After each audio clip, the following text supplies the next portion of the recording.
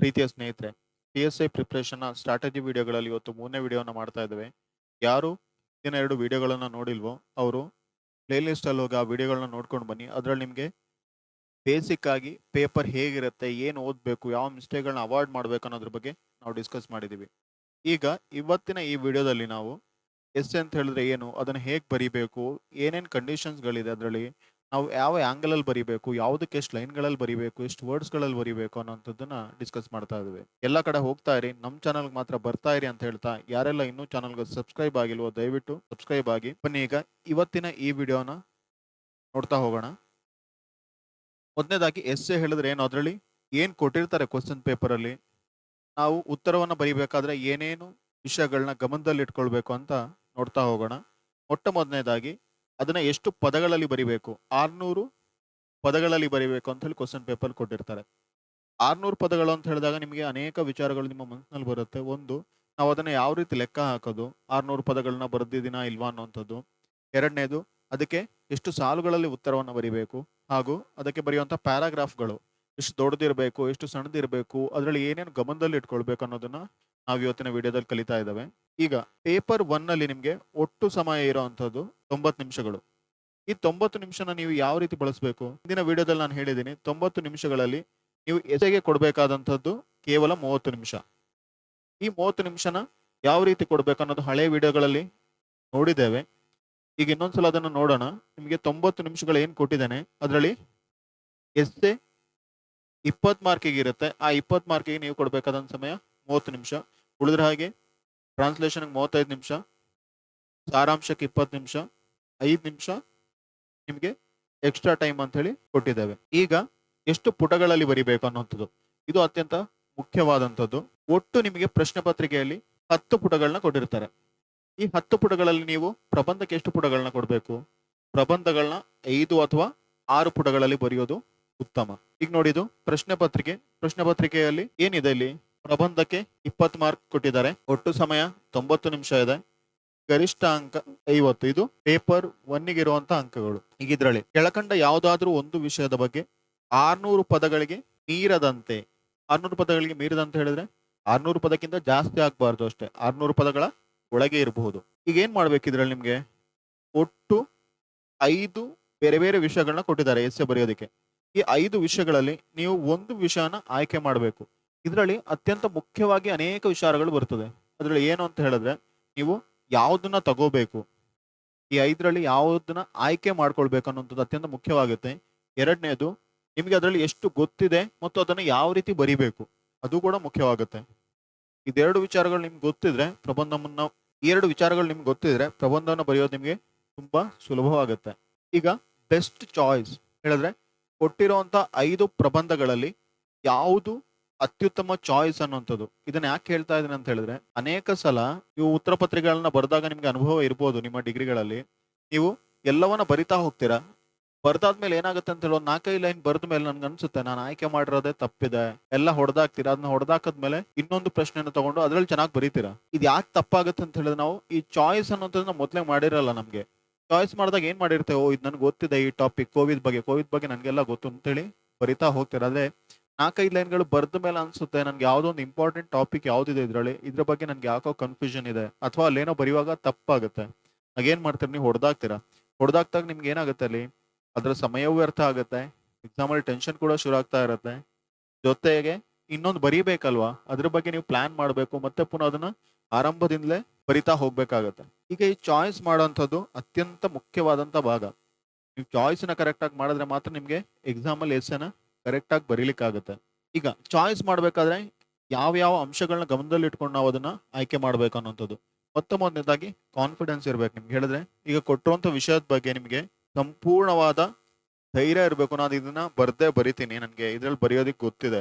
ಯಾಕೆ ಹೇಳ್ತಾ ಇದೀನಿ ಅಂತ ಹೇಳಿದ್ರೆ, ಒಂದೊಂದ್ಸಲ ಏನಾಗುತ್ತೆ, ಅಲ್ಲಿ ಯಾವುದೋ ಟಾಪಿಕ್ಗಳನ್ನ ಕೊಟ್ಟಿರ್ತಾರೆ, ನಿಮ್ಗೆ ಏನಂತ ಅನ್ಸುತ್ತೆ ಅಂತ ಹೇಳಿದ್ರೆ, ಆ ಟಾಪಿಕ್ ಎಲ್ಲವೂ ಕೂಡ ಕಾಮನ್ ಟಾಪಿಕ್ಸ್ ಅಂತ ಅನ್ಸುತ್ತೆ. ಅಂದ್ರೆ ಎಲ್ರಿಗೂ ಗೊತ್ತಿದೆ, ನಾನು ಯಾಕೆ ಅದನ್ನ ಬರಿಬೇಕು, ಎಲ್ಲರೂ ಅದನ್ನೇ ಬರೆದಿರ್ತಾರೆ, ನಾನು ವಿಭಿನ್ನವಾಗಿ ಬರೆಯೋಣ ಅಂತ ನೀವು ಪ್ರಯತ್ನವನ್ನ ಪಡ್ತೀರಾ. ದಯವಿಟ್ಟು ಹಾಗೆ ಮಾಡ್ಲಿಕ್ಕೆ ಹೋಗ್ಬೇಡಿ. ಯಾರು ಏನೇ ಬರೀಲಿ, ನಿಮಗೆ ಯಾವ್ದ್ರಲ್ಲಿ ಕಾನ್ಫಿಡೆನ್ಸ್ ಇದೆ ಅದನ್ನ ಬರೀರಿ. ಎಲ್ಲರೂ ಬರೀತಾರೆ ಅಂತ ಹೇಳಿ ನಾನು ಬೇರೆದನ್ನ ಬರೀಲಿಕ್ಕೆ ಹೋದ್ರೆ ಸಾಮಾನ್ಯವಾಗಿ ಅದನ್ನ ನಮಗೆ ಆಗುವಂತ ಅಪಾಯಗಳೇ ಜಾಸ್ತಿ. ಎರಡನೇದು ಕಂಟೆಂಟ್. ನನಗೆ ಅದು ಬರೀತೀನಿ ಅನ್ನೋಂಥ ಧೈರ್ಯ ಇದ್ರೆ ಸಾಲದು. ಉದಾಹರಣೆಗೆ ಕೋವಿಡ್ ಬಗ್ಗೆ. ಕೋವಿಡ್ ಎಲ್ಲಾ ಕಡೆ ಇದೆ, ಎಲ್ರಿಗೂ ಗೊತ್ತಿದೆ. ನಮ್ಮ ಮನೆಗಳಲ್ಲಿ, ನಮ್ಮ ಊರುಗಳಲ್ಲಿ ಏನೇನ್ ಸಮಸ್ಯೆ ಆಗಿದೆ, ನಮ್ಮ ದೇಶಕ್ಕೆ ಏನ್ ಸಮಸ್ಯೆ ಆಗಿದೆ ಅನ್ನೋಂಥದ್ದೆಲ್ಲ ಗೊತ್ತು. ಆದ್ರೆ ಅದನ್ನ ಬರೆಯೋದಕ್ಕೆ ನಮ್ಮ ಹತ್ರ ಕಂಟೆಂಟ್ ಇದೆಯಾ? ಕಂಟೆಂಟ್ ಹೇಳಿದ್ರೆ ಏನ್ ಬರ್ಬೇಕು ನಿಮ್ಗೆ ಅದ್ರಲ್ಲಿ? ಕಂಟೆಂಟ್ ಹೇಳಿದ್ರೆ ಅನೇಕ ಅಂಶಗಳು ಬರುತ್ತೆ. ಒಂದು ಮುಖ್ಯವಾಗಿ ಬರುವಂಥದ್ದು ಫ್ಯಾಕ್ಟ್ಸ್‌ಗಳು. ಅಲ್ಲಿ ಏನೇನ್ ಬರೀಬೇಕು ಅನ್ನೋಂಥ ಅಂಕಿ ಅಂಶಗಳು ನಮ್ಗೆ ಗೊತ್ತಿರಬೇಕು. ಸುಮ್ಮನೆ ಬರೀಲಿಕ್ಕಾಗಲ್ಲ. ಭಾರತದಲ್ಲಿ ಅನೇಕ ವ್ಯಕ್ತಿಗಳು ಇದರಿಂದ ಸಮಸ್ಯೆಗೆ ಒಳಗಾಗಿದ್ದಾರೆ ಅಂತ ಬರೆಯೋದಕ್ಕಿಂತಲೂ ನೀವು ಪರ್ಟಿಕ್ಯುಲರ್ ಆಗಿ ಯಾವ್ಯಾವ್ದಕ್ಕೆ ಏನೇನ್ ಸಮಸ್ಯೆ ಆಯ್ತು, ಏನಾಯ್ತು, ಇದರಲ್ಲಿ ನಮ್ಗೆ GDPಗೆ ಎಷ್ಟು ಲಾಸ್ ಆಯ್ತು ಅನ್ನೋಂಥ ಫ್ಯಾಕ್ಟ್‌ಗಳನ್ನ ನೀವು ಬರೀಲಿಕ್ಕೆ ಶುರು ಮಾಡಿದ್ರೆ ನಿಮ್ಮ ಎಸ್ಸೆಗೆ ಇರುವಂತಹ ಮೌಲ್ಯನೇ ಜಾಸ್ತಿ ಆಗ್ತಾ ಹೋಗುತ್ತೆ. ಜೊತೆಗೆ ಅಲ್ಲಿ ನೀವೇನಾದ್ರೂ ಕೋಟ್‌ಗಳನ್ನ ಹಾಕ್ತೀನಿ ಅಂತ ಹೇಳಿದ್ರೆ ಅದ್ ನಿಮಗೆ ಗೊತ್ತಿರಬೇಕು. ಜೊತೆಗೆ ನಿಮ್ಗೆ ಯಾವ್ದಾದ್ರು ಅದ್ರ ಬಗ್ಗೆ ಘಟನೆಗಳು ಯಾವ್ದಾದ್ರು ಇದ್ರೆ ನೀವು ಅದನ್ನು ಕೂಡ ಬರಿಬೇಕಾಗತ್ತೆ. ನಂತರ ಡೈಮೆನ್ಷನ್ಸ್. ಇದೇನಪ್ಪ ಡೈಮೆನ್ಷನ್ಸ್ ಅಂತ ಹೇಳಿದ್ರೆ ನಿಮ್ಗೆ ನಂತರದ ಸ್ಲೈಡ್ಗಳಲ್ಲಿ ತೋರಿಸ್ತೀನಿ.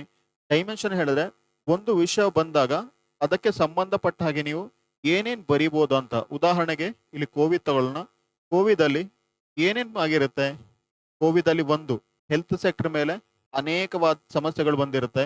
ಜೊತೆಗೆ ನಮ್ಮ ದೇಶದ ಆರ್ಥಿಕತೆ ಅಥವಾ ಇಕಾನಮಿಯಲ್ಲಿ ಅನೇಕ ಬದಲಾವಣೆಗಳಾಗಿದೆ. ಜೊತೆಗೆ ಕಾಮನ್ ಲೈಫ್, ನಮ್ಮ ದಿನನಿತ್ಯದ ಜೀವನದಲ್ಲಿ ಏನೇನಾದ್ರ ಇಂಪ್ಯಾಕ್ಟ್ಗಳಾಗಿದೆ. ಹಾಗೆ ಅನೇಕ ಸೂಕ್ಷ್ಮ ವಿಚಾರಗಳು ಬರುತ್ತದೆ. ಉದಾಹರಣೆಗೆ ನಮ್ಮ ವಿದೇಶಾಂಗ ನೀತಿ ಅಥವಾ ಡಿಪ್ಲೊಮಸಿ, ಅದರಲ್ಲಿ ಏನೇನ್ ಬಂದಿದೆ ನಿಮ್ಗೆ ಗೊತ್ತಿದೆ. ವ್ಯಾಕ್ಸಿನ್ ನ್ಯಾಷನಲಿಸಮ್ ಅಂತ ಬಂದಿದೆ, ವ್ಯಾಕ್ಸಿನ್ ಡಿಪ್ಲೊಮಸಿ ಅನ್ನೋಂಥದ್ದು ಬಂದಿದೆ. ಹಾಗೆ ಇನ್ನು ಅನೇಕ ರೀತಿಯಾದಂತಹ ಡೈಮೆನ್ಷನ್ಸ್ಗಳು ಬರುತ್ತೆ. ಅದ್ರ ಬಗ್ಗೆ ನಿಮ್ಗೆ ಅರಿವಿರ್ಬೇಕು. ಆಗ ಮಾತ್ರ ನಿಮ್ಗೆ ಎಸ್ಸೆನ ತುಂಬಾ ಚೆನ್ನಾಗಿ ಬರೀಲಿಕ್ಕಾಗತ್ತೆ. ಬೇರೆ ಬೇರೆ ಪ್ಯಾರಾಗ್ರಾಫ್ಗಳಲ್ಲಿ ಬರೀಲಿಕ್ಕಾಗತ್ತೆ. ನೀವು ಜನರಲ್ ಆಗಿ ಯಾವುದೇ ಎಸ್ಸೆನ ಬರೀಲಿಕ್ಕೆ ಆಗಲ್ಲ ಅಥವಾ ಬರೀಲಿಕ್ಕೆ ಹೋಗ್ಬೇಡಿ. ನಂತರದ್ದು ಆಲ್ ಆಸ್ಪೆಕ್ಟ್ಸ್ ಆಫ್ ಕ್ವಶನ್. ಇಲ್ಲಿ ನೋಡಿ, ನಿಮ್ಗೆ ಇದು ತುಂಬಾ ಮುಖ್ಯವಾದಂಥದ್ದು. ಅನೇಕ ರೀತಿ ತಪ್ಪನ್ನ ಮಾಡ್ತೀರಾ. ಆಲ್ ಆಸ್ಪೆಕ್ಟ್ಸ್ ಅಂತ ಹೇಳಿದ್ರೆ ಏನು?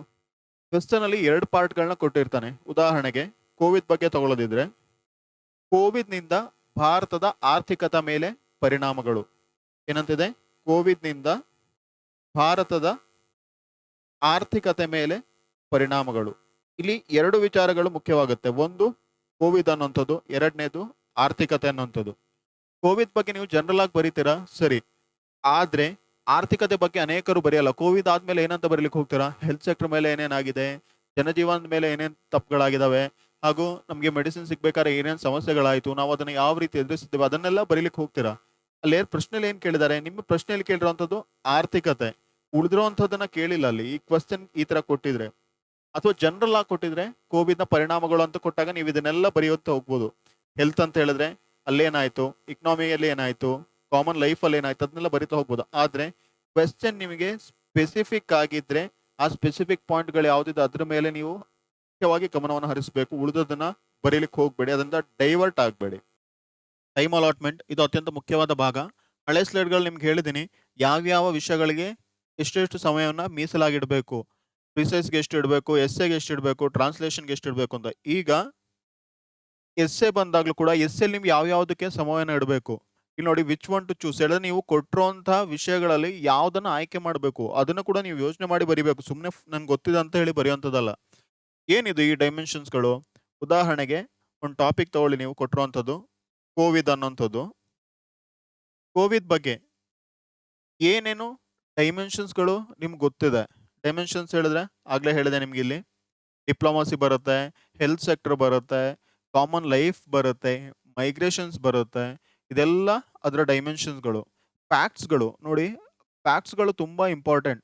ಫ್ಯಾಕ್ಟ್ಸ್ ಹೇಳಿದ್ರೇನು? ಎಷ್ಟು ಜನಕ್ಕೆ ವ್ಯಾಕ್ಸಿನೇಷನ್ ಆಯ್ತು, ನಮ್ಮ GDPಲಿ ಎಷ್ಟು ಲಾಸ್ ಆಯ್ತು, ಇದೆಲ್ಲ ಫ್ಯಾಕ್ಟ್ಸ್ಗಳಲ್ಲಿ ಬರುತ್ತೆ. ಈ ಫ್ಯಾಕ್ಟ್ಸ್ಗಳನ್ನ ಗೊತ್ತಿದ್ರೆ ಮಾತ್ರ ನಿಮಗೆ ವ್ಯಾಲ್ಯೂ ಜಾಸ್ತಿ ಆಗ್ತಾ ಹೋಗುವಂಥದ್ದು.